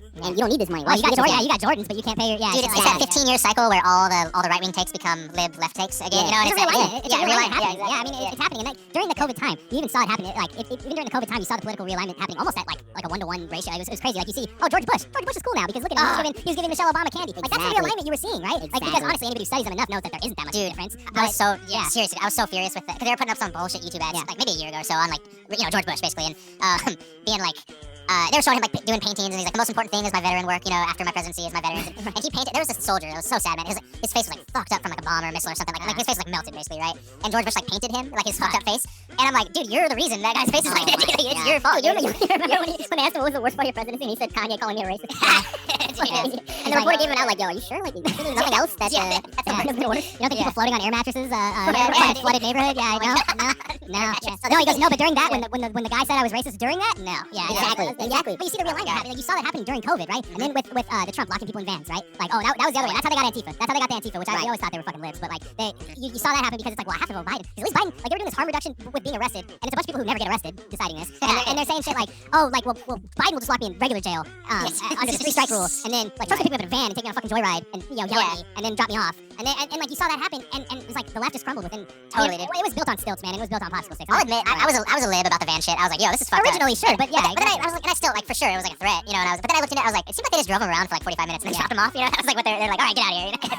It's just like, what is happening, dude? Well, the other thing is that they've definitely been doing that before Trump. It's sort of like a lot of this stuff, like the camps thing and like a lot of this stuff, like it was already happening, but now it's a big deal that Trump is doing it, and all the authoritarian stuff that the neolibs, the neocons do, it's all actually Trump and fascism. It's like, oh, so when the neolibcons do it, it's not authoritarian, it's fine. Yeah. But that's the thing. It's just like they pinned a lot of stuff on him, and they use it as an excuse to be more authoritarian. Now we got even more. We got contact tracing. We got all this Patriot Act 2 shit coming. Like we got everything now. Now it's perfect excuse for everything. Yeah, they're gonna do perfect. Excuse. You know who I have a real like. It's funny, like, and this is gonna sound weird when I say it, but who I actually have like a lot of respect for is Globe Twitter, and I know FedPost has some Globe fans. But Globe Twitter, like Neil. Yeah, the Neil, like the Neil. Well, here's the thing. They're the only people that 100% know what they voted for. Yeah. They're like, look at it, dude. They're like, yeah, Syria bomb them. Fuck. Like, they're like, yeah, you do it. They're like, it's based. You do that. Like, and then no, straight up. Because I was just thinking about the other day. Because I have at least have conviction. Yeah. Like liberals think liberals, and I'm talking about regular liberals, not like media liberals. Like regular liberals think they voted for like Black Lives Matter. They think they voted for all this kind of stuff. But then like the Globe Twitter's like, no, this is going exactly as planned. Thank you, Joe. That's very funny. Whenever I bring up like, you thought these leftists were against austerity and against war, they're actually doing it. And then all of a sudden, like somebody will be in my mentions like, oh, that's based. It'll be like a neocon, like a traditional neocon or a traditional neolib. And you're right, like I can't even get that mad. I'm like, damn, like at least I know where you're at. Like, at least that, like, you're not framing it in a way where it's like, no, actually, Biden, we're taking incremental steps towards such and such and such. Exactly. And your kids are gonna get out of the cages, they just can't remember the code. And like just shit like that. Like, and I'm like, at least the Globe Twitter, they're sick freaks, they're sick people, but at least they know what they voted for. And like with all the COVID stuff, like the COVID thing, we can all agree. I don't even think with any kind of rigging you could have taken the election from Trump if COVID wasn't in there. Interesting. Yeah. I don't know if you could have. I mean, it was definitely like a perfect use of that. It was like an alley-oop slam dunk, just a perfect COVID. I know some older neocons, like older conservative people, just like Reaganite people like that. I don't know if they necessarily voted Biden, but they probably like didn't go out for Trump because they were like, yo, I might die from this shit. Yeah. And I'm just wondering. I'm wondering if that's like could they have stolen the election from Trump without COVID? Even with the Time magazine shit that we all read, like I get that happened, and but I'm not sure because it was still kind of close. Yeah, that is a good question. I think it was paramount to it for sure. And I mean, like, I mean, a lot of people say like, oh, well, COVID is going around the globe. You think that this is all about American national politics? And it's like, dude, last time I checked, populism around the globe got fucked up, right? And the global elite made a lot of money. You know what I mean? And like, people, each country used it however, useful to them, depending on their population, how much unrest there is and how much resistance there is. So, it seems global to me. I don't think it's about Trump. I think it's about a broader thing that was going on. Bannon was fucking running around the world, like, fostering right-wing nationalism. So, I mean, and unironically, yes, like, the whole world is obsessed with American politics. So that absolutely, exactly. Like, I'm sure you guys we have listeners like that are in countries. I'm like, why do you even care? Yeah. Shit. No, like, I'm like, why do you, like, it's crazy because like we'll have listeners that come from like fucking like Netherlands and shit, and like they'll be like, yeah, this and this. I'm like, damn, dude, like I don't know shit about Netherlands politics. Exactly. But like again, it's America. Like it's like there's people in Canada that listen that'll be like, yo, I'm just trying to figure out what's going on in America because Trudeau's a cuck and he's gonna try to fucking copy you guys. I mean, we're the world police. We're the world empire for now until it's China. And like, it's a good point. It's just like, I mean, the thing is like what we do has broader impact on other people. But I don't think COVID is about America per se. But I mean, we are a big element of what goes on. And I mean, without the mail-in ballots, I don't think. Wait, so you guys both feel like it was rigged? Oh, I mean, I think my thing is everything is every election is rigged. This was like unprecedented technology though, and I do think they stepped everything up. Like I think the Shadow app was tested out against Bernie. Had it failed, whatever, he wins Iowa, not a big deal. You know what I mean? Like, if it fails, then you get to then it's like all this shit, you know, look, you got Chan Zuckerberg coming in here, fucking Mark Zuckerberg, all these people stepping in. There's no way that they were like, we still want a fair one, but here's all the technology. There's no way they were like that. So no, and there was an unprecedented push, regardless of whatever you believe. Like there was an unprecedented push from all this shit. Joe Biden, according to the votes, is the most popular president in American history. Like, come on, dude. And nobody wanted him either. And, yeah, nobody wanted him, but he got more votes than anyone in human history. Like, come on, dude. And what else was the other thing? There's one other. Oh yeah, and just the fact that if you question election integrity at all, you're a conspiracy theorist now. Oh, and the fucking, I love the in 2016, Russia totally interfered with our elections supposedly, and then in 2020 leading up to the elections, they're like, it's gonna happen again. Russia's gonna interfere with our elections again, and then Biden won, and they're like, actually these were the most secure elections of all time. They tried, buddy. They tried their ass off to get into our fucking election. Yeah, actually, magically, it was actually the most secure ever. You know, I was like, dude, that's man. Thanks for saying that, because like honestly, man, you know, it's so weird because like they frame these things as conspiracy, but like it's like a normie take on everything. You know what I mean? It's like what's more conspiratorial is believing what you guys say, like the libs narrative. Like that's more conspiratorial. It's like I remember you saying all this shit about Russia, it's gonna get rigged, and now it's super secure. Like we all remember this 3 years straight of Russiagate, and now it's like, look, I've never seen an election like that. I mean, like I don't know if my co-hosts disagree with me or whatever, but like I don't think it was a regular rigging. I think that shit was rigged out the wazoo. Right. I think that shit was fucking crazy, unprecedented. I've never seen anything remotely like that. Yeah. And I mean, like again, this is why I was telling people to vote Trump, because I was like, if they're gonna rig it, which I know they are, I want it to be very obvious. So even if you lose, I voted for Trump knowing he's gonna lose. Yeah. I want it to be extremely obvious. And you're in a blue state. Yeah, you're in a blue state too. Yeah, it doesn't even matter there. I mean, it's purely symbolic. But like people in swing states, I was telling them like vote Trump, because I was like,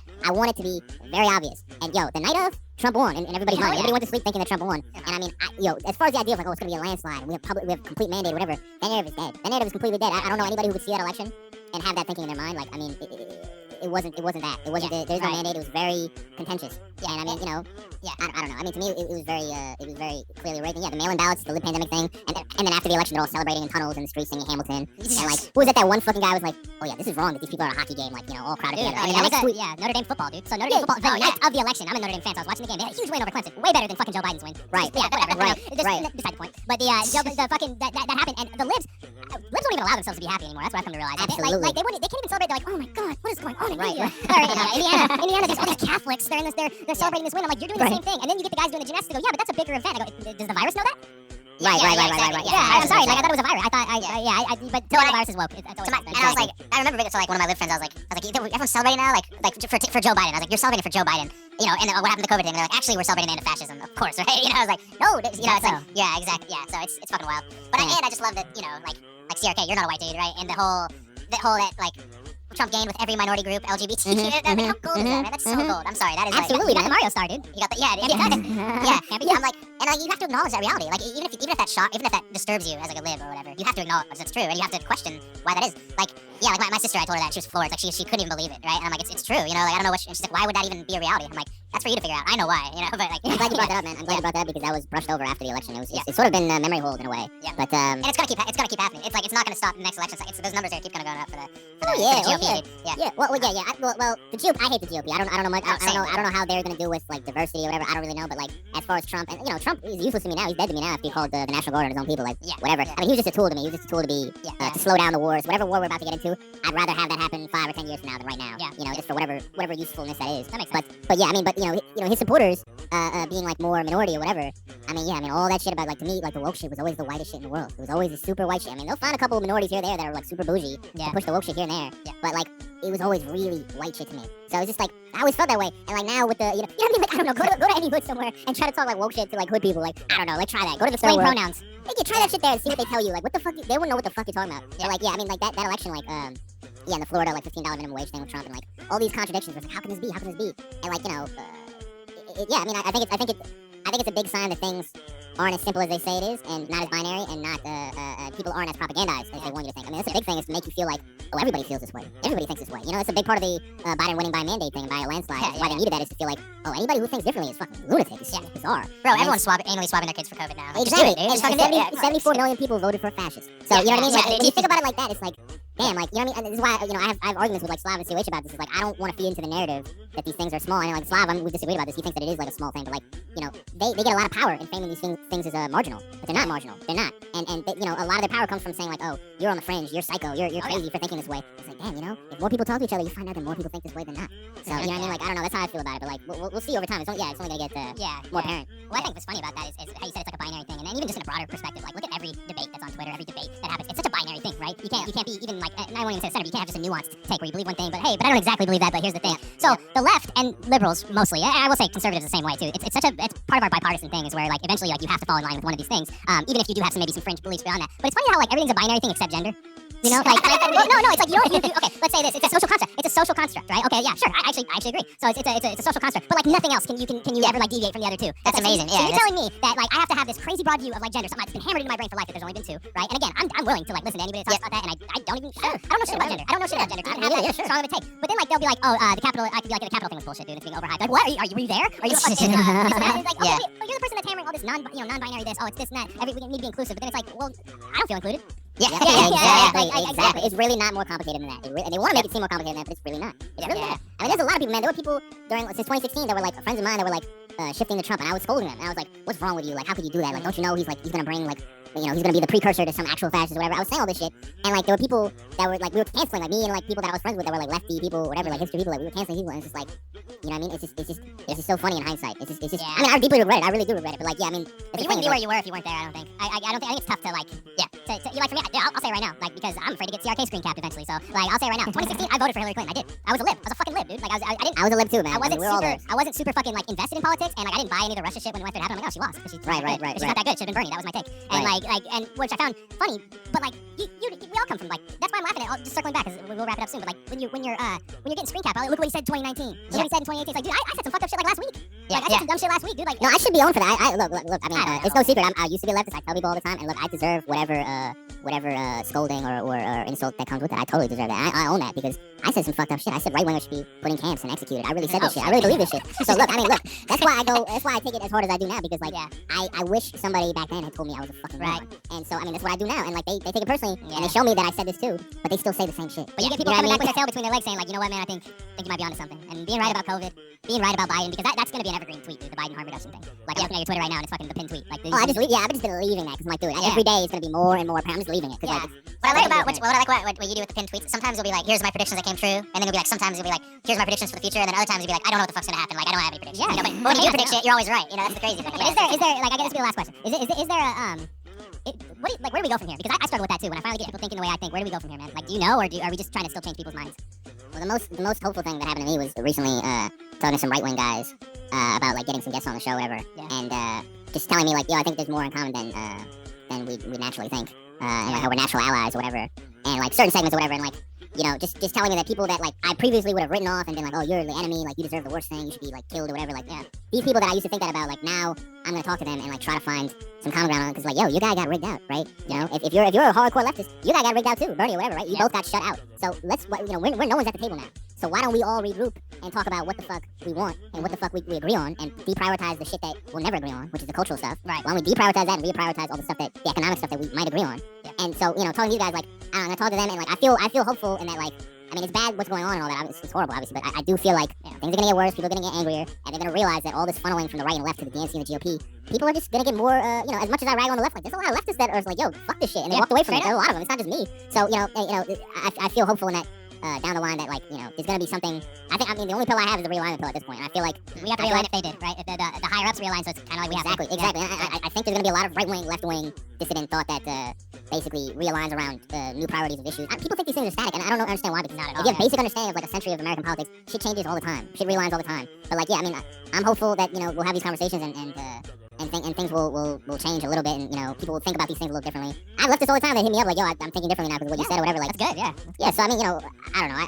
I'm not completely black pill cynical, because if I was, I'd be like some of these other people saying cynical shit, like, you know, maneuvering for like certain angles that I've talked to, that, you know, I'd be more like that, but I don't feel that way yet. Yeah, not yet. Yeah, that's good. No, that's good. Cause it's funny, because we talk about all this stuff and like whatever it is, people that have moved on beyond the left, like one of the critiques of that is, oh, well, then what's the fucking plan? You know, right. And I'm not saying there's a plan, and if there is a plan, you should trust the plan, right? And but I think that's coming, because it's like people are like, oh, you want to talk to right wingers? I do every day. I get paid to do it, honestly. Yeah, with right wingers. Like, I don't have a choice. I have to. So like, if you're privileged enough to never have to speak to a right winger, you never. Right. You don't ever have to. And I live in the fucking Bay Area. You know what I'm saying? Like, it's like live fucking central. So it's like I still end up working with right wing people. So it's like I might as well fucking try to get on the same page as them. Like, you know what I mean? And tell them to fucking leave this dumb like Mr. Potato Head gender bullshit like to the side, because if that's what you're mad about, buddy, you work a blue collar job with me. Like, you know, like exactly. So I think you're right. I think we have to realign when the elite realigns. You know? Yeah. I mean, the other thing I just feel like is like when people ask me like, oh, well, what's the plan? What do you have? Like, sometimes it feels like that shopping cart in the market thing, like shopping for ideology. It's like, dude, you're not gonna get like a box. Right. I'm not gonna hand you a box of like things to believe. You gotta figure this shit out for yourself. Yeah. And this is the thing, is like, you know, stop thinking of this as like, oh, which brand do I buy now? Which brand am I on now? Stop thinking like that. Just talk honestly with people. Try to like, we're having an honest conversation. Like, just have honest conversations with people, and maybe you can break past all these stupid barriers that they're putting up that are completely made up. And if you really talk to people honestly, it's made up shit. It's made up, and you've inflated it more than it needed to be. And you know, I really believe it. I think that I think people just need to have more of these conversations, and I think something will break. I think something's gotta give at some point. Yeah, and apolitical people will become political because they're not gonna have less. They're gonna have less and less after all this shit that we did in the last Exactly. year. Like your politics are gonna be right in front of you, and that's what I like about like a materialist thing is like it's what's in front of you. Right. You know what I mean? Like, exactly. when I try to like I guess I hate the word radicalize because it's so like I don't know, whatever. That's the term. So whenever I see people, instead of just like throwing all this literature at them that I know they're not gonna fucking read, I just go like, all right, we work at the same company. Let's look at our pay stubs.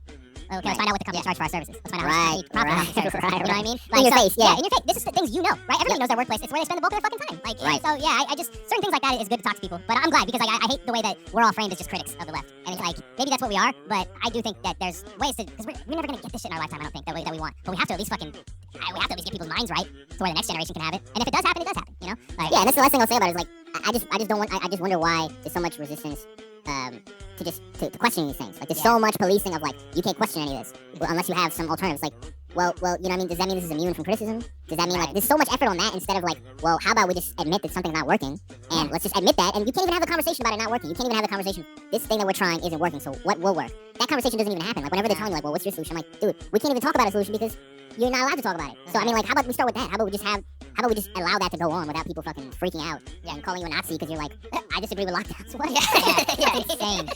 Yeah, I disagree with what the Nazis would have done to us. Exactly. Yeah, I'm a Nazi for that. Yeah, so it's like Jesus Christ. You're a fascist authoritarian. Now stay in your fucking house. Exactly.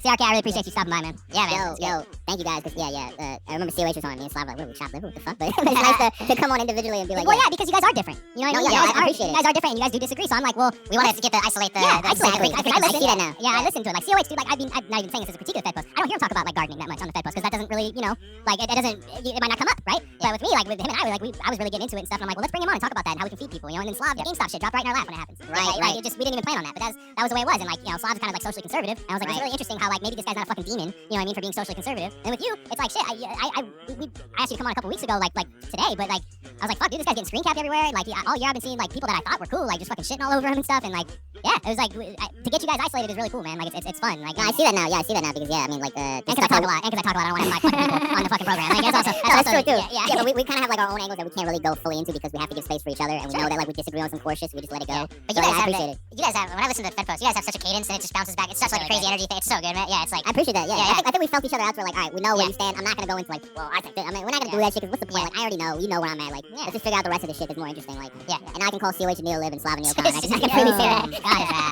God his ass. I'm joking. So your Twitter handle's got some fucking underscores in it, but it's black.com pilled, right? That's right. I have it. What's the Fed Post Patreon link? You should go ahead and say that because Fedpost/ Patreon/FedPost, I think. Got it. Okay, yeah. So everybody check that out. We do have a lot of crossover listeners, so a lot of them already do listen to you guys. But if you don't listen to Fed Post, you like us, I would imagine you could at least listen to them, get a different perspective, still talking about material stuff. So anybody who doesn't listen to them should already. And if you're tuning in to us for the first time to CRK, so I really appreciate it and hope you stick around. I'm at Glenn Rockney. He's at CryptoSci. This is at RareCandyPod1 on Twitter. This will be up on Monday, so hopefully nothing crazy happens tomorrow. Hey guys, so that is what it is. CRK, thanks again, man. I appreciate you. Thanks, man. Our anniversary is actually lining up with your guys. Like, our anniversary is like in a week or two, so that's really nice. And honestly, like, I just want to say, like, I appreciate you guys, like, talking to you guys is very refreshing because, like, I've been talking to a lot of cynical, like, people that, like, I don't know, I feel like they've got, like, an angle or whatever in the media scape or whatever. It's really refreshing just talking to people that are just honest. You know what I mean? We have no ulterior motives. I'm serious, man. I really appreciate it. We like that approach, man. If it ain't fucking fun, we wouldn't do it. Like, honestly, I would just be on Twitter just bullshitting if it wasn't just for fun. So yeah, exactly. It's fun. So CRK, thanks. That's all I got. Hey, thanks, fellas. All right, guys, peace. Not every day we have convos like that. Here's a clip. And 5C8UN. I mean, there's this thing of like, among dissidents, whatever, just be like, oh, these fat, incompetent motherfuckers, like, these fat cats, like, they don't know what they're doing, like, their time is due. And then I just, like, that was a big turning point for me, like, no, I don't think I should underestimate these people anymore. Like, I think I did too long. And, like, I mean, they got covered for everything. They broke up all the unrest. And, 1 trillion, 2 trillion, 3 trillion, upward wealth transfer. Like half a year, the CARES package, everything that's just going towards them. You know, small business dying, people who work gig economy and, like, working, like, retail and all this entry-level shit, they're all dying, and it's just all shifting to e-commerce. Things that were already happening. All these articles were just like, hey, you know, you may never talk to anybody again for like, forever, even after vaccines. I was like, how do you know that? How do you know? It was the bizarrest thing to me. I was like, do you remember that graph where it was like, here's the doctor's estimation of when you'll be able to do normal activities, and one guy was like, hug, and he was like, 2025. I'm like, get the fuck out of here, dude. Like, you're probably on Tinder getting pussy tonight, the doctor. He's like, 2025 for you guys, but that was so weird. Yeah, and they're laughing all the way to the bank at the fucking Bernie left movement, going along hook, line, and sinker with this shit. They found it. They found it. So ridiculous. Oh yes. Like, it was a silver platter, dude. It was just like, it could not have been, and that's when really COVID for me is when I learned that it was not a serious project. That, like, nothing was gonna come of this. Like, if these people are arguing against our fucking liberties and our economic prospects, like literally arguing against it, and just all just for being like, no, dude, like we're gonna get $2,000 checks a month, like at some point, like they have to give it to us. I'm like, they're not gonna give it to us, dude. Like we're fucked, you know? It's like, and it's just like if that's your thing, if you're like, you want to shut down all the nail salons because like we just maybe have to shop at Amazon for a couple months and then we'll be fine after that, like you're dumb. You're not serious at all. Yeah. In going to end the late pandemic with my bare hands. No right-winger is poor, they are all just having a tantrum because they want to go to Applebee's. They are inhuman and their lives don't matter because they do wrong, think the modern American socialist left. No right-winger is poor, they are all just having a tantrum because they want to go to Applebee's. They are inhuman and their lives don't matter because they do wrong, think the modern liberal elite. Nobody is poor, they are all just having a tantrum because they want to go to Applebee's. They are inhuman and their lives don't matter because they do wrong, think the richest of the rich.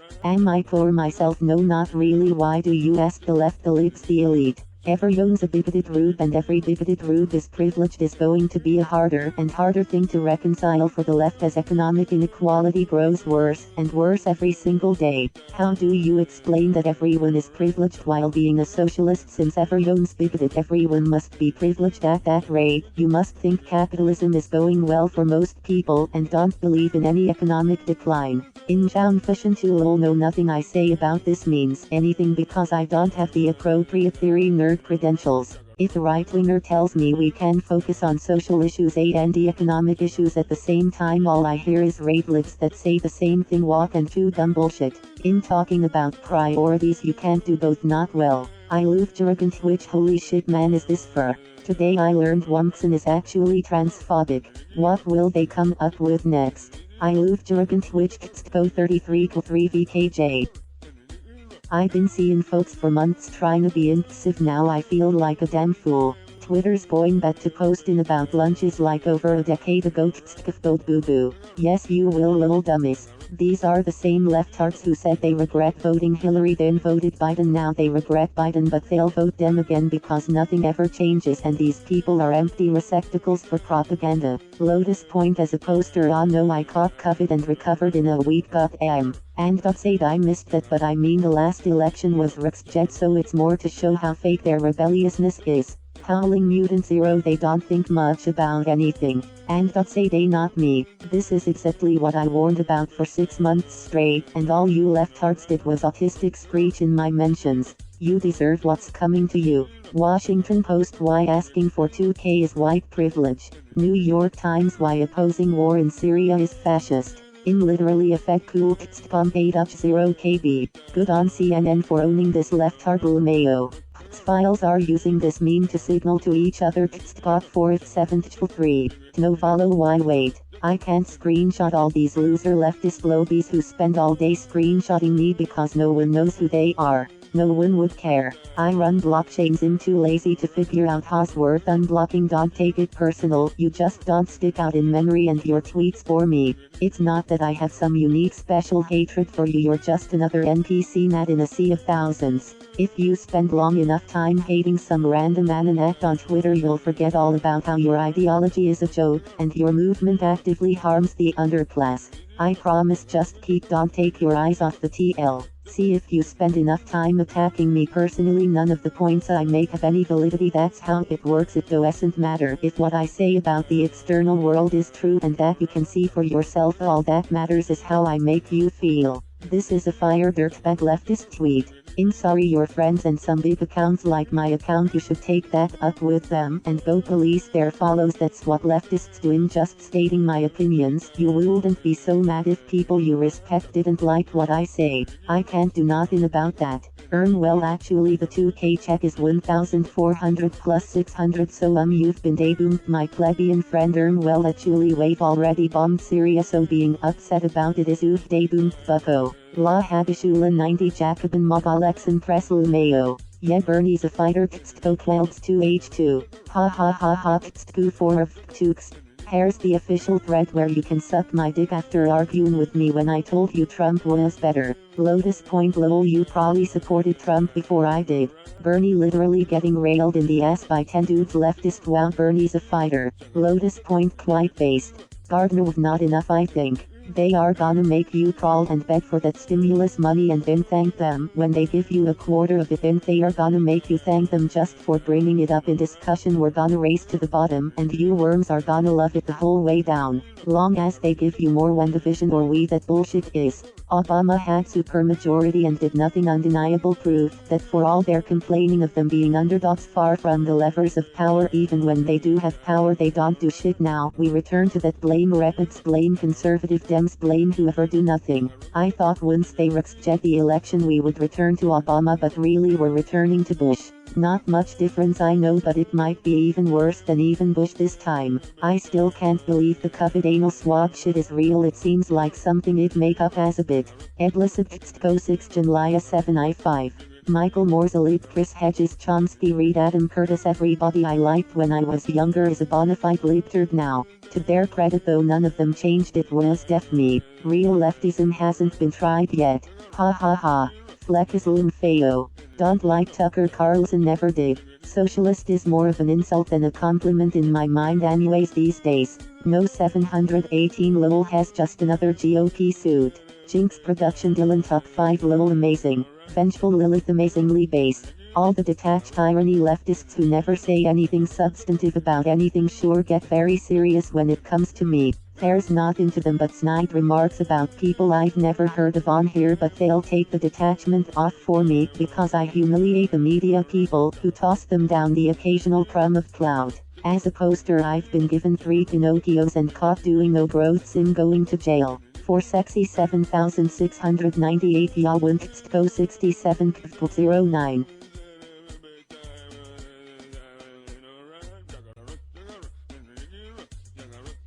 Leftists before election fascism is at the gates. Leftists after election lol who didn't see this neolib bullshit coming. I think we can all agree homeless people are homeless because they are racist. Seeking shelter is rooted in white supremacy. Women who don't want to sell themselves to survive have internalized misogyny. As always I care more about the to survive part than the sell themselves part. Lol for QJ8 fo. Maybe have some original content. If I get one more Pinocchio, the judge said they are gonna take my kids away. What the media tells you is information. The things in front of your nose are disinformation. Fighting over who's a real socialist in regards to this Tucker Carlson Greenwald thing is bizarre to me. Being called a socialist is an insult in 2021. You say socialist and most of the population groans, even more of the underclass. I've seen far more bad than good associated with the term. Raceman are amazing. Ultimately there's nothing I can say to change most of your minds because you need identity and you need parasocial relationships. As long as you cling to those there is zero argument or proof in the external world that could snap you out of your fake ideological tribe.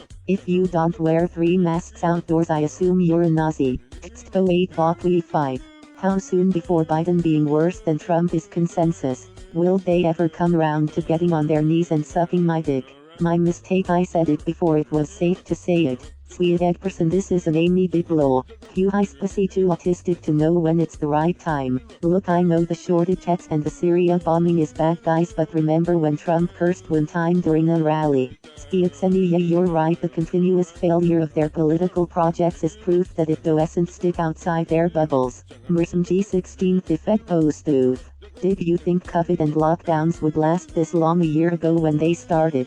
Howling Mutant Zero, they can't all be based xms like us. When you've finally flattened the curve, off 1T7 Quill. Libs are going from don't kill grandma to report grandma to the FBI to we need to cut random's social security and Medicare at breakneck pace. If you're mad at her it's because you're biphobic. Scour 14K9L57. Follow these folks if you like based content. Raceman Car Howling Mutant Zero Spectre of Jeff Hobbs returns Diaporama Astra Black as a poster. Pakuna Star Vengeful Lilith Moth 1231 Rism G16 Akumanauta 39. Tweakin Blues Raceman Car Howling Mutant Zero Spectre of Jeff Hobbs returns Diaporama Astra Black as a poster. Pakuna Star Vengeful Lilith Moth 1231 Rism G16 Akumanauta 39. Is this And I mean, I don't have much hatred. I genuinely like these guys. It's more just disappointment. I don't have any delusions about myself. I hope people younger than me find my views antiquated. Otherwise we're not MAGA in progress, are we? Howling Mutant Zero Feu. Ladies, every man you make prolonged eye contact with is added to your body count. Raceman Ascarm Ultramani Howling Mutant Zero Feu. Fausti alcohol I need to, otherwise we're all fucked. I do not like this cancel sham. I do not like it Sam. I do not like this racist trope. I do not like it. Note Tskawin Wetzelver. Anatawin, please keep the hate comments coming. They fuel me. Tskotch 16 Otkarf. I knew this looked familiar. Andre Cuomo Tskotch. Fake juice, what a phenomenal reply. HR win is nothing more than a power grab by the swamp Democrats. They want to take away every ounce of election integrity. This is going to destroy the confidence that everyday Americans have in our voting processes. Calling HR win the For the People Act is laughable. HR win would strip normal Americans of their most basic civic duty and empower Democrat elites to conduct mass manipulation of elections. To believe that some party or some other group of people up to turn American greatness into a handout is to destroy the foundation of this republic. We must protect and promote individual responsibility. Doing so will save this American dream. You know, Washington, D.C., these globalists who want to indoctrinate our children, they want to remove our moral foundation from the next generation. They want to make a generation that's completely reliant on the government. But my friends, that is not the role of our government. Our government right now is trying to buy votes in their desperate scramble to have nothing but complete power. Now, the problem I have with this is that it's intellectually dishonest. You know, they're trying to think that Americans are too common, are too naive to know that in the end, we're the ones that have to foot the bill. In the end, it is the next generation, my generation, that will have to foot the bill for this debt and pay these taxes because people wanted to give away free tuition, because people wanted to try and buy votes. We believe that we are going to offer you something that is immeasurably more valuable, and that is your freedom. That is your freedom to go out and have the right to fail or to succeed. Your freedom to speak up or to sit down. We as Americans must realize that our number one guiding principle is personal responsibility. So my friends, when you hear the Democrats trying to buy your votes and acting like you are too naive to know what is going on, push back on that. Take personal responsibility for your life, because if we don't stand up, if we don't start fighting for our country, then who will? Senate Dems are calling Republican amendments to the COVID relief bill lethal. They are actually going to protect the interests of hardworking Americans. 15 minimum wage hike will not help people recover from the horrific effects of COVID restrictions on their businesses. I was on Fox and Friends first this morning to discuss how Democrats blame Trump for the problems they create. Biden created this immigration crisis and now has blaming Trump for not preemptively fixing it. Spot 45 MILF. Do you believe that right now there's a crisis at the border? I think that the answer is no. I think there is a challenge at the border. To put it succinctly, the prior administration dismantled our nation's immigration system. Quite frankly, the entire system was gutted. The Homeland Security Chief saying there's no crisis at our southern border, and he's blaming the former president for the surge of migrants who were promised amnesty by the current president. Joining us live to respond with that, North Carolina Congressman Madison Cawthorn. Madison, good morning. Good morning, Ashley. I hope you're doing well. I am. Thanks so much. So I want to get to this real quick.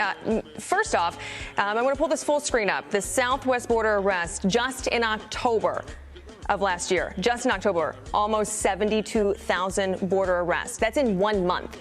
And Mayorkas is saying there's no crisis. Your reaction, Madison? Well, Secretary Alejandro, he said multiple times that the border infrastructure and the facilities needed to be able to house these migrants, illegal immigrants coming into our country doesn't exist, and that's Trump's fault. Well, the reason it didn't exist is because we were stopping them at the border. We were stopping the hemorrhaging, and then we were going to deal with the problems here in America. And for this Secretary Alejandro, to be saying that this is all Donald Trump's fault it's the classic Democrat playbook. The only way that they can actually sound as if they have an argument is if they blame Donald J. Trump. Yeah, how much longer can they use this blame Trump strategy without acknowledging the executive actions are really what is causing this problem that we've seen recently?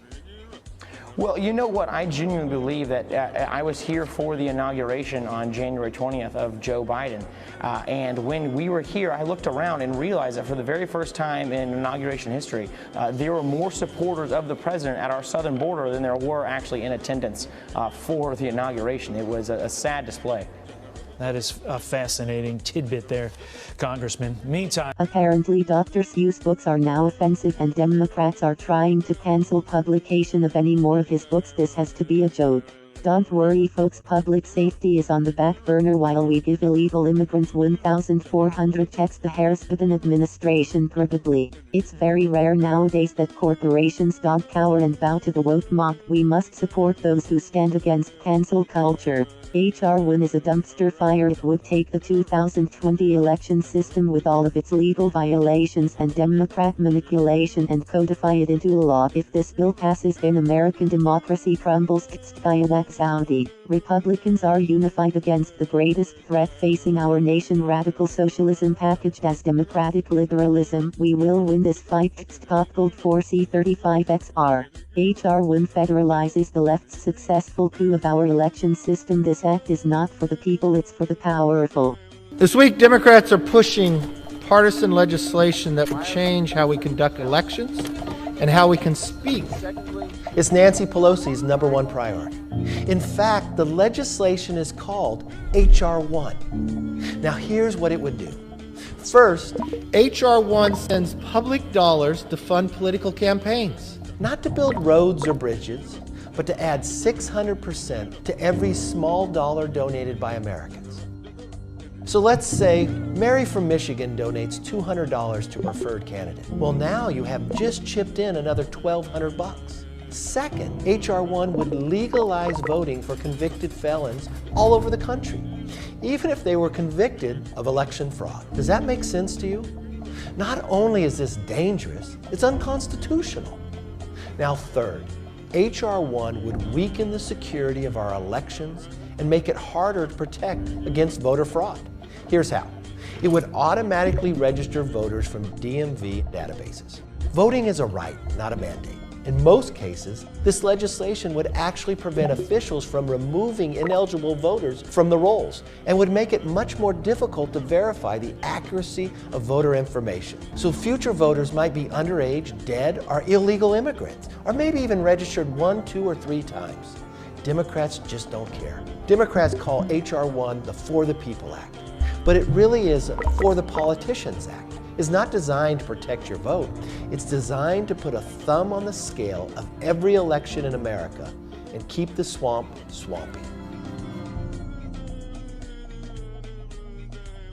Make no mistake, HR 1 isn't meant to secure our elections. This bill is nothing short of an abusive power grab by Nancy Pelosi and the rest of the swamp. Appointing DASAC to this WHO panel is like appointing a coyote to oversee an investigation into a disappearing chicken population. 6 of 70th region. HR 1 includes a provision that would eliminate voter ID requirements at election stations. The Democrats want the polling stations as open as our southern border. HR 1 is not being pushed to help ordinary citizens. Its goal is to help elitist swamp politicians ensure that they will be elected time and time again.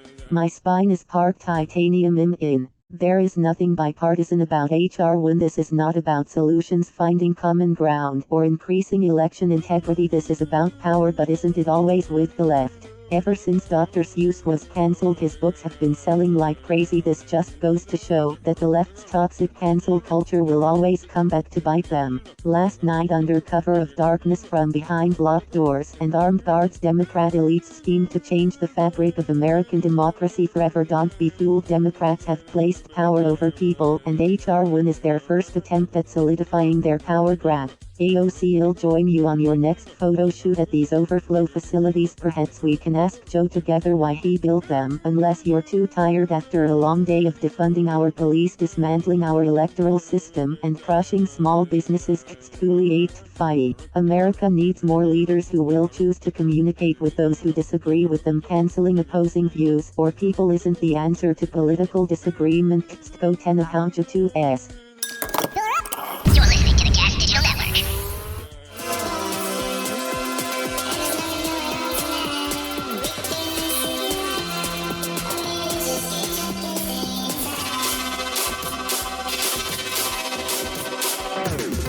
Michael Malice here, and let that be your welcome for the next hour. We are very, very fortunate to have with us my current nemesis, Madison Cawthorn, newly elected congressman from North Carolina.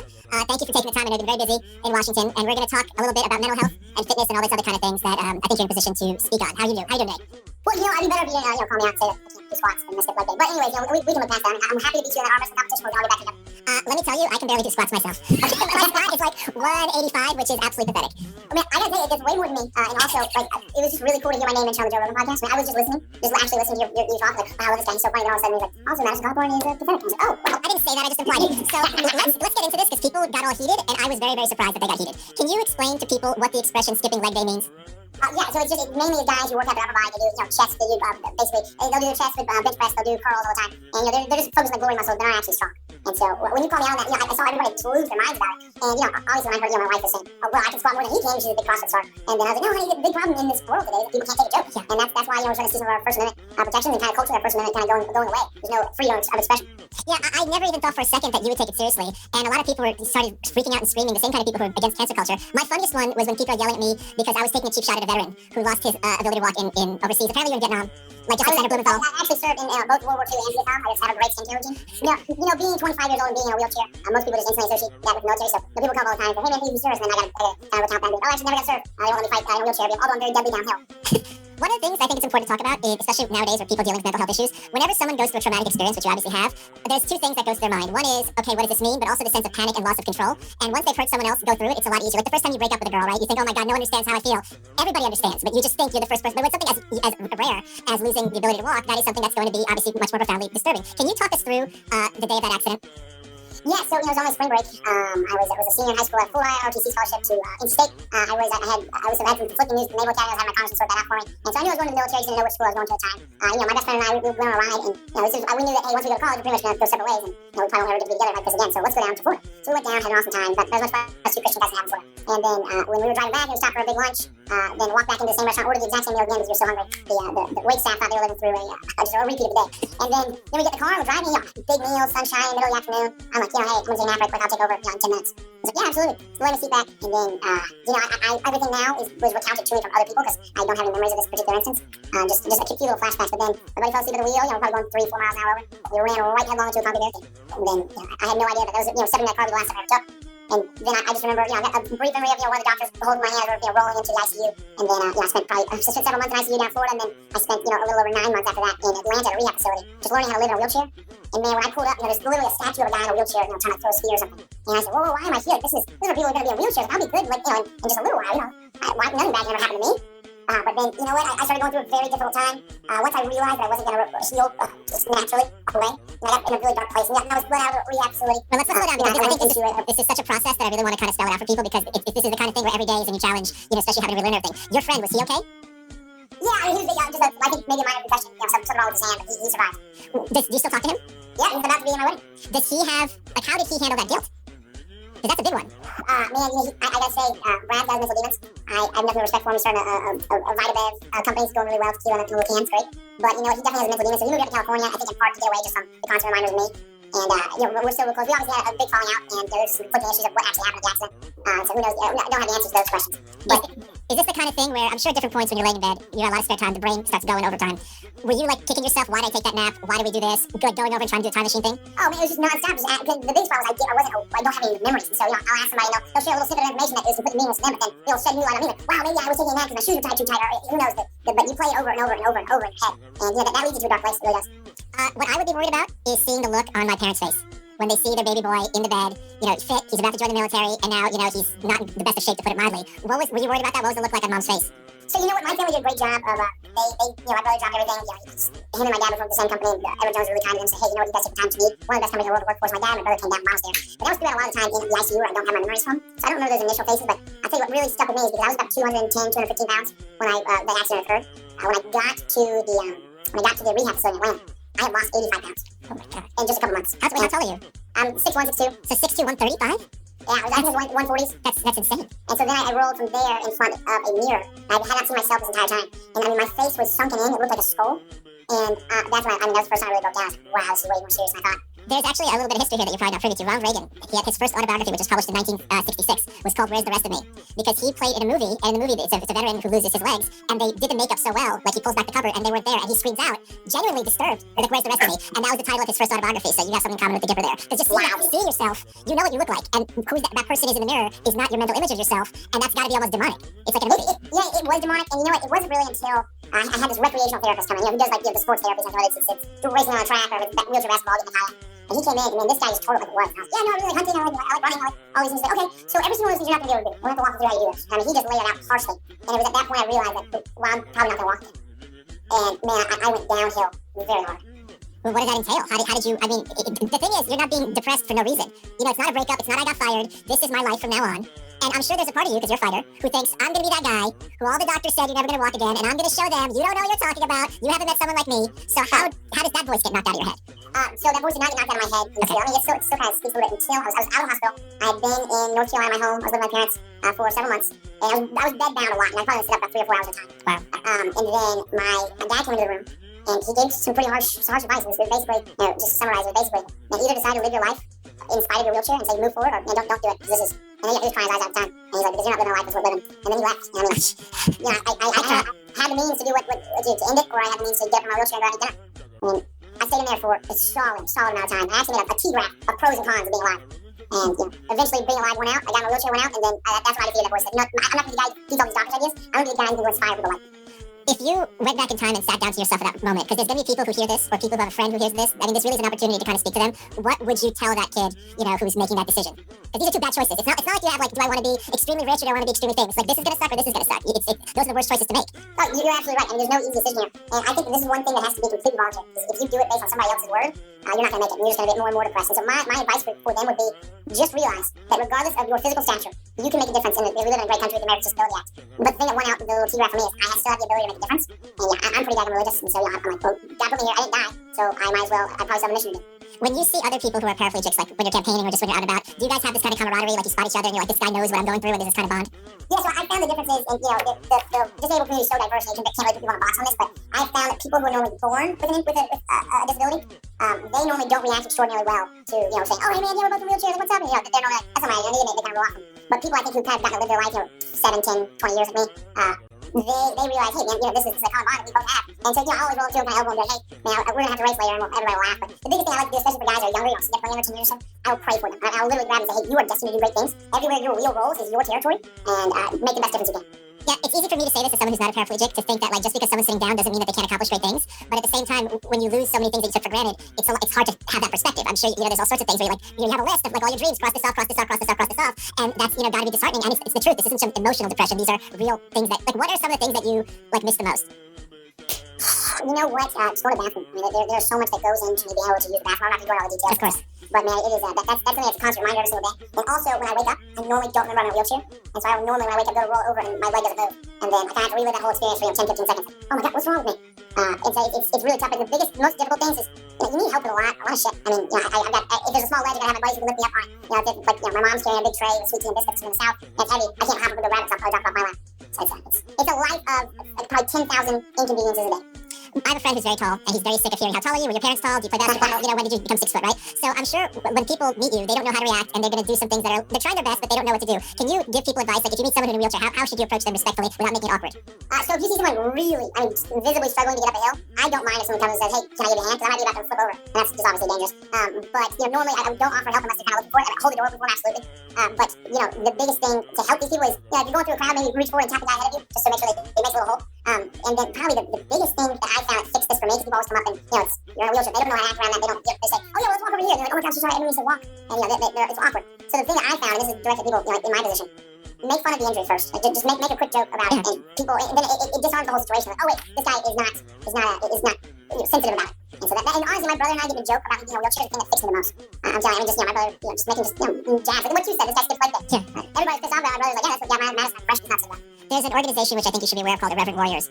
And what they do is ex-military people who help each other dealing with PTSD and suicidal ideation by using dark humor memes. Because as bad as it is being, paraplegic, having those PTSD, you can't escape that. You know what I mean? You can still have a fun time with your buddies, but when those demons come in, those guys have it really, really rough. And they're also so very tough, and they don't want to show weakness. So they hang out with each other, and they use this kind of dark humor to be like, bro, I get where you're coming from. I have it too, but like, let's not. When you're dealing with these kind of dark thoughts, when you give them validity, it kind of feeds on itself and makes it much worse. Whereas when you have a brother like you're very fortunate to do, who can snap you out of it, you don't end up feeling sorry for yourself. Like, this sucks, but this is my situation, and I'm gonna do great things with this situation. Absolutely, and a big thing I also noticed is you've got to build kind of a framework, almost small little barriers in your head. You've got to allow yourself to breathe, or else, this is the reason I think we see such high levels of suicide in ex-military, because, like you said, these guys, they're tough, they don't want to show you emotion, and, all of a sudden, it just creeps in, they never told anybody about it, it's like 10,000 words at one time. So the biggest thing that I found is, if I catch, you really got to set barriers for yourself to say, if I'm smiling, like if I'm on a glider and I'm going down, and it's like, wow, this thought is literally just, it's circular reasoning. It's like, oh, God would do anything to create a rock big enough to get it. Like, okay, so we're not going to accomplish anything here. You're going to wake up in a wheelchair and you're going to have to get over it. And I think that's the biggest thing for me, but, I gotta say, Mike, I appreciate you being willing to do a podcast with me. I know you and I are opposite ends of a lot of spectrums, but man, I think that the biggest problem we have going on in our country, I'm not talking about politics, I'm just talking about social, is that people are unwilling to have a conversation that goes past talking points. And so I think, that's one big reason why I like smoking cigars. I can invite someone I don't really agree with to smoke a cigar with me. It means he's gonna have to commit 30 seconds to that conversation. And then you're at least gonna understand where they're coming from. Oh, well, yeah, I mean, I understand that there's a guy named Peter Meyer, he's a congressman here. He voted for impeachment. But he gave me his reasons, and I was like, hey, you told me why, and now I understand where you're coming from. And I think so I appreciate this, man. Well, where this comes from in part is I had a friend named Matt. I spoke about him in a previous episode of Rogan, and he had been sexually abused as a kid, and he was scared to tell everybody, and he was scared to tell me. And I told him the truth. I go, I don't care. Like, I don't think of you as a different person. You're the same guy you were 5 minutes ago. This sucks. No one should have to deal with this. If I had a magic wand, I would change this. And then I went on Rogan to talk about it because it's really wrong that people who have been victimized like this as children do not feel comfortable talking about this as adults, and they have to hold this secret and think they're the only one. And then it's like, I don't want that pain that he had to be taking over his identity, and also to just have to be bottled in. These are awkward conversations, but if the awkward conversations don't happen, the person who is the victim is the one who's suffering the burden, and I think that's extremely disturbing. And what was even worse, after I talked about it on Rogan, like 4 more of my friends came forward and told me, like, privately. But again, like you're saying, if more people talk about these issues, they're not stigmatized. You're not going to have to feel like a weirdo because you're sitting down. Like, people know how to talk to you, how to approach you, and God forbid if someone else gets an accident, they'll be like, okay, I know what I can look forward to. It's going to suck, but I'm not. There's some comedian I wish I knew his name who said, if it has a name, you're not the first person who has to deal with it. So, so can you tell me what are some of the little things that you had to relearn? Oh man, so I'm gonna show you my hands. I'm not really sure if it's will come out on this, but if you can see the muscle difference right here on my thumb versus this. Oh yeah. So my hand was, and there's a lot of different opinions of why this happened. Leading opinion is, when I was kind of braced down, I was just pulling so hard that I damaged the nerves. So the bottom half of my arm and most of my hand were paralyzed for the while. I still don't have all feeling there. But having to relearn just how to, I still can't touch this pinky with my thumb. Okay. Having to relearn how to touch all these fingers. Yeah, that's something that's so simple, but you realize, I mean, you should see my freaking signature now, man. I mean, my freaking handwriting is just abysmal. And I have to sit there and be like, this is literally the best I can do, just because my dexterity is so messed up now.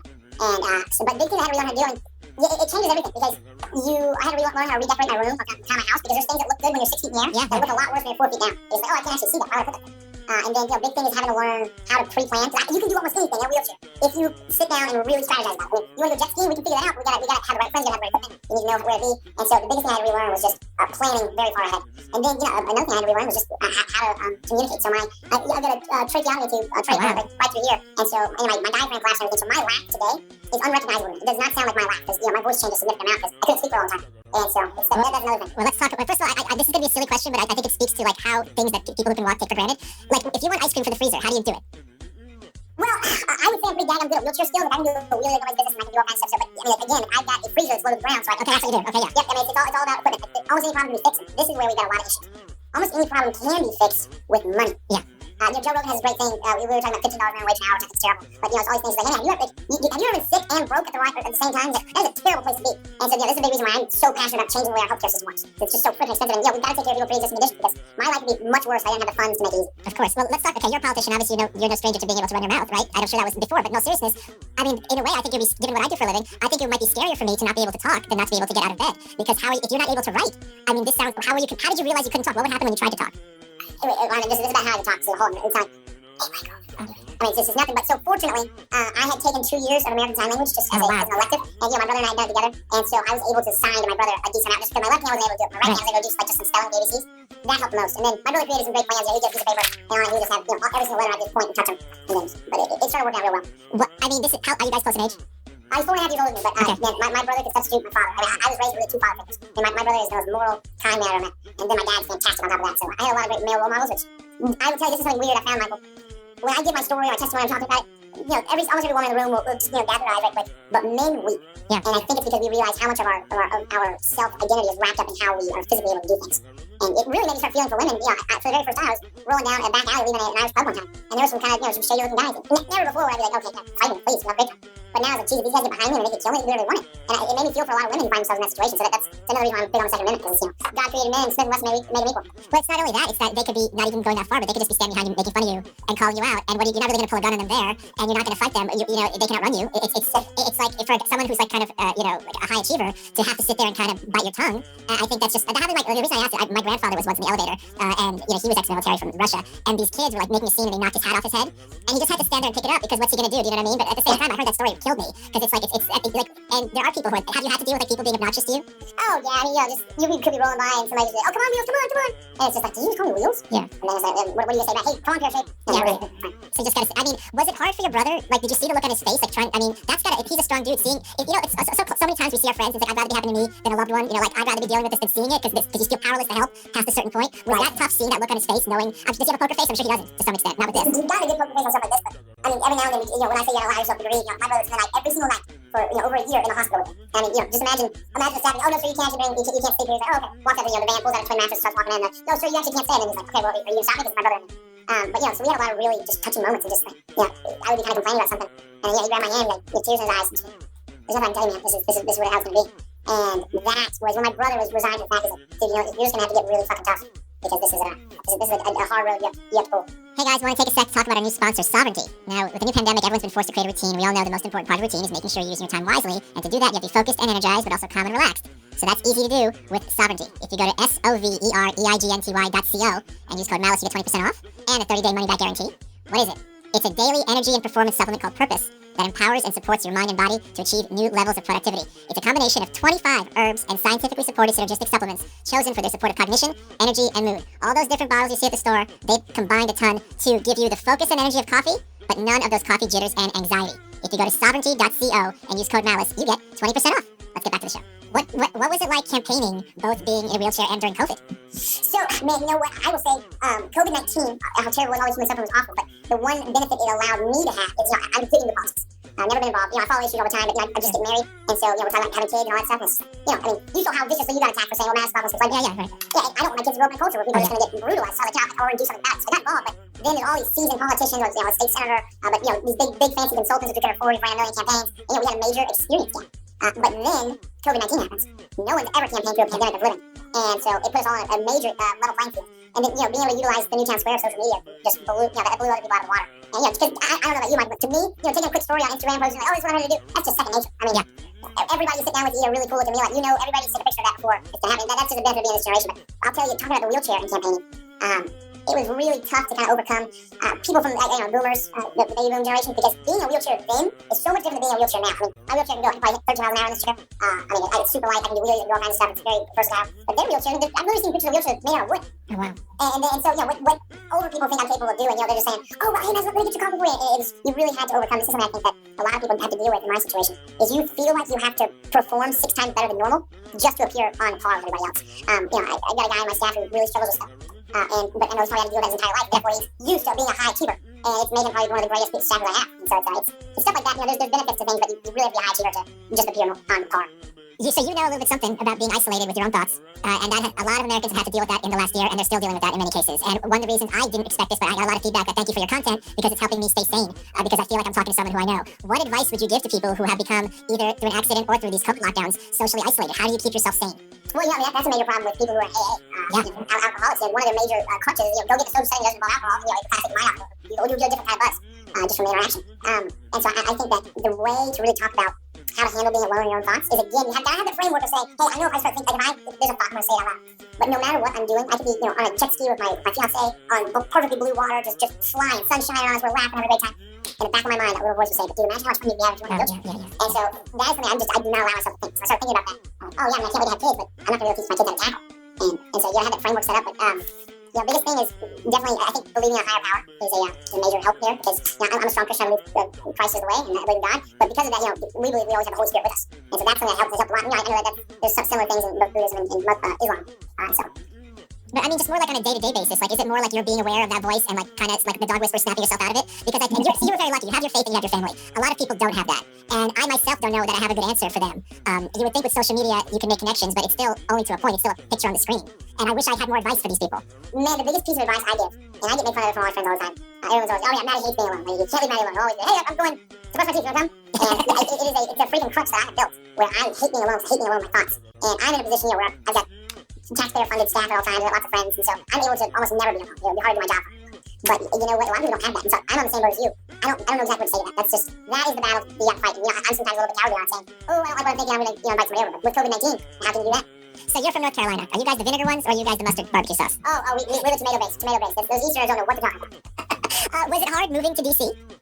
So, you know, I actually sleep in my office. My wife and I know I keep going back and forth with my wife and fiance and all that stuff, but so we have a big ceremony coming up in April because we had to push it off for just COVID and stuff like that. But you know, we wanted to get married before I had to do all this stuff, so she can get her security clearance and all, everything. And so we came up here and it's like, okay, we'll have our home back in North Carolina, and we'll live here in D.C. So two major problems. One, which I'm sure you can expect. To rent my office, which I've got a big office, to rent this office as an apartment, to buy it, because I just hate renting, it'd probably be $800,000. I mean, just easy. But then, and so first of all, how do you get a loan on that? That's the thing, it's 20 years to pay off. But then I also started looking around. I went to dinner with people and I realized, man, you are all so caught up in the DC scene. Yeah. There's a totally different power setting in DC than when you're at Cracker Barrel in your district and somebody looking you in the eye and you're like, yeah, well, I can't get my dad small business loans. Oh, I can fix that for you. Normal America is much different than both Silicon Valley, Hollywood, and DC. To answer your question, I still live in North Carolina. I'm up here probably 40% of the time. Are you homesick when you're in DC or just so busy? Man, I wake up every single morning with an enemy. And I mean, that is, you know, I think to me it's government control. And so I wake up fired up when I'm here. I don't know how a lot of, because I mean, the average age in Congress is in their 60s. So all these people got kids, grandkids, all this stuff. And you know, and also just getting old is it's not cowards. And so I don't know how they're able to do it because I'm 25. I mean, I can go until 4 a.m. no problem. But I also don't have any kids. You know, my wife, she's an anesthetist, so she might be at a hospital taking care of a pregnant army. So she's not, I'm not worried about, oh, I'm missing out on my wife. Biggest thing I miss is really my dog. If I'm here, I'm all about it. Hey guys, want to take a second to talk to you about Fume, F-U-M. If you go to FUMessential.com and use promo code MALICE10, you get 10% off your entire order. What is Fume? It's not a vape, it's not a cigarette, it's a hollow piece of Canadian maple, and it got different cores infused with the benefits of the world super plants. So it's a great way to get off of smoking, and it's not addictive, complete natural. So they've got a black pepper core one, which helps you reduce your craving for nicotine. They've got one for peppermint for better breath, lavender for relaxation. It's no smoke, you just take this little core, fan it out, stick it in, and it looks like a steampunk cigar or something. It looks really cool, but it's something that will help you know what to do with your hands, because that ritual is something that smokers are so part of the addiction. If you go to website FUMessential.com and use promo code MALICE, you get 10% off your entire order. You can subscribe for monthly deliveries and never have to worry about your team supply or check out new products a la carte. Let's get back to the show. Every politician gets attacked in the most horrific personal ways. I don't care if you're Democrat, Republican, Independent. Do people come at you, about your disability on social media, and how do you deal with that? Yeah, man, so there's a freaking far-right nut. You know, there's some people on the very, very fringe far right who I think are very violent and need to be expelled from everybody calling themselves Republicans or whatever. But I mean, sometimes they'll just come after me and say, oh, how are you even going to stand? You can't stand. I mean, you say you're going to stand up for us. Stuff like that. But most people, and I will say probably because of all the virtue signaling the left has to do, they're pretty daggum kind about not attacking me, the actual politicians.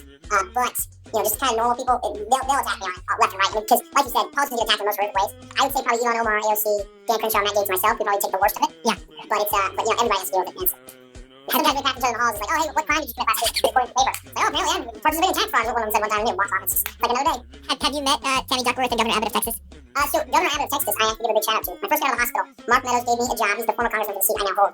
I was his staff assistant, worked in his district office, and, you know, I called, I just was looking up, politicians in wheelchairs. Greg Abbott came. Picked up the phone, called him, and I knew to get in touch with the scheduler, and I kind of used my boss's credentials to get there. And then I was, hey, so Congressman doesn't need to talk to Greg, Governor Abbott, but I really don't know how to, I don't know how to cut my suits. And so, people, you know, because when you wear a suit, after the pocket, it goes very low, so I have to get them especially made to be cut so that they don't stick in my wheels. Yeah, okay. And so that was, I talked to him before, and he called me after I won. He said, didn't I help you with your suits 6 years ago? I was like, yes, sir. And I'm like, I wear damn good suits now. And so we were laughing. But I had not met Duckworth yet, but I'm glad she was here because she really kind of, they made things much more accessible because of that. Yeah, are there still issues getting around in DC? I would think with the American Disabilities Act, which Bob Dole, shepherded, that, things would actually be, especially at the federal government level, would be taken care of. They are. The biggest problem is, I think as using an amendment to the American Disabilities Act, which I'm going to introduce, is that historic buildings and historic sites are not accountable for this.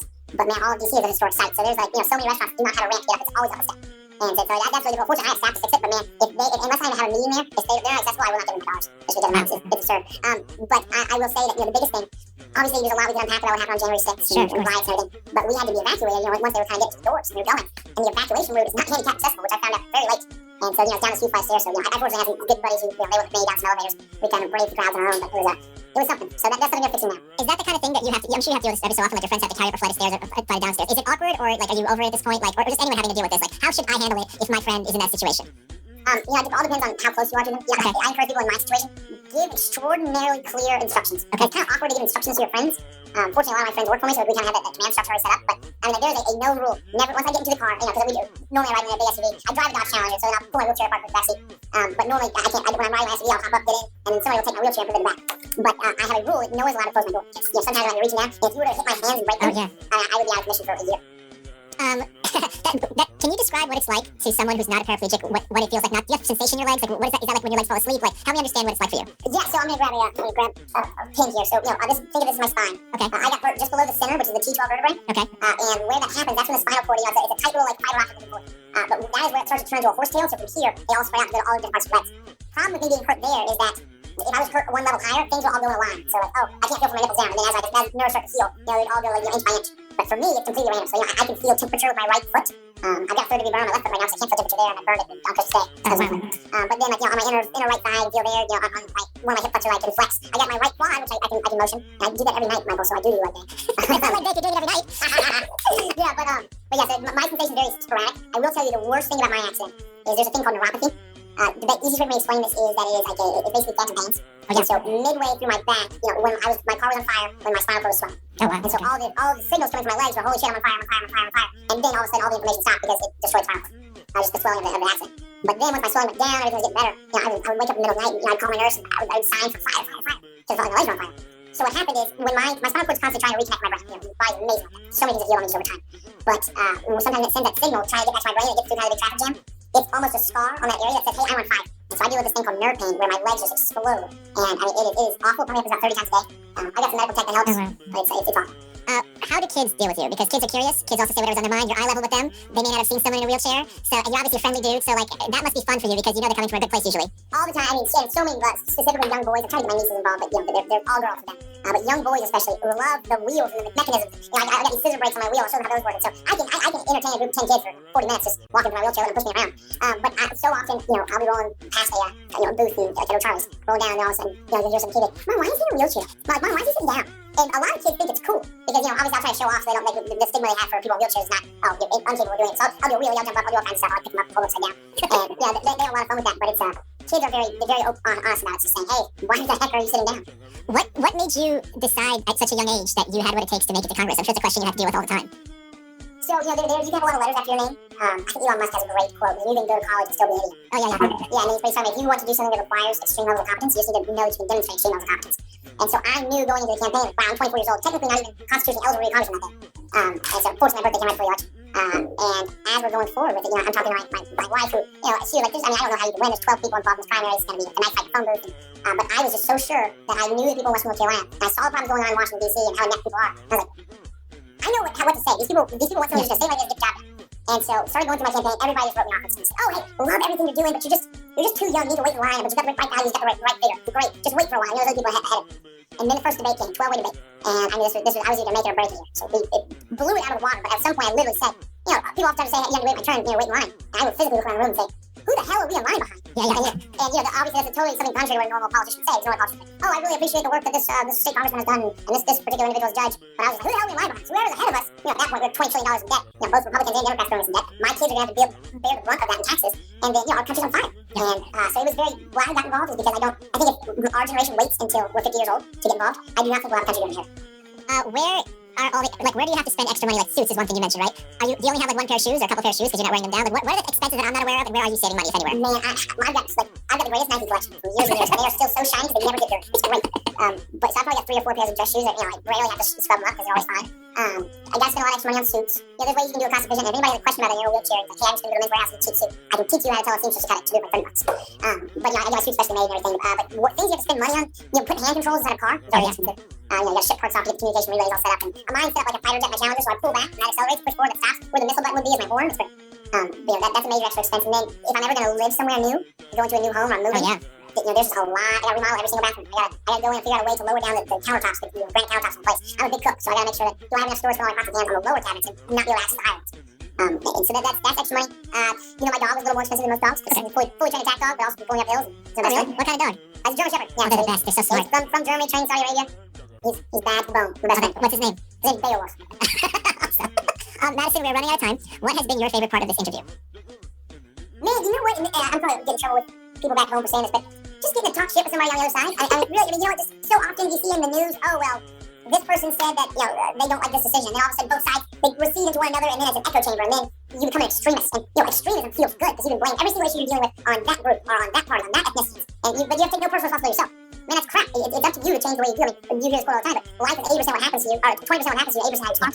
And I could have decided, Michael, when you said your Mass Fox Sunday, appeal to, you know, on MSNBC. Well, I just feel like he's very ableist, and you know, you can go on make up an ism or something. But you know what? That's what's wrong with the country. Don't cancel your neighbor, just go communicate with them, and you'll find out that we agree on 80% of the issues. But mainstream media and Washington, you know, there is an establishment out there. You know, I think we're starting to feel that in the Republican Party, but there's the establishment that they profit off of division, and so does mainstream media. So, you know, I like the fact that you and I can set an example saying, man, we can disagree politically, you can even punch me in the gut with a funny line, and you know, with a quick jab, but we're still friends. You know, I'm gonna say two things. One, you are welcome.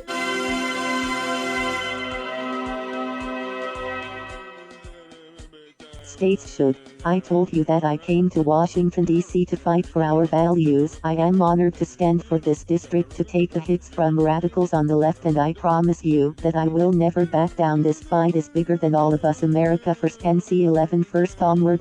Bombs 97. Evolve. The one thing that gives a liberal nightmares is a conservative who won't be bullied. Make no mistake, the left wants to strip your rights from you. I won't let them, and that makes them furious. As your representative, I will take the hits so that your freedoms remain safe. 24x1 Xtel. Democrat logic allowing funerals. Bad immoral super spreader event releasing hundreds of COVID positive illegals. Great compassionate not at all harmful. Got it.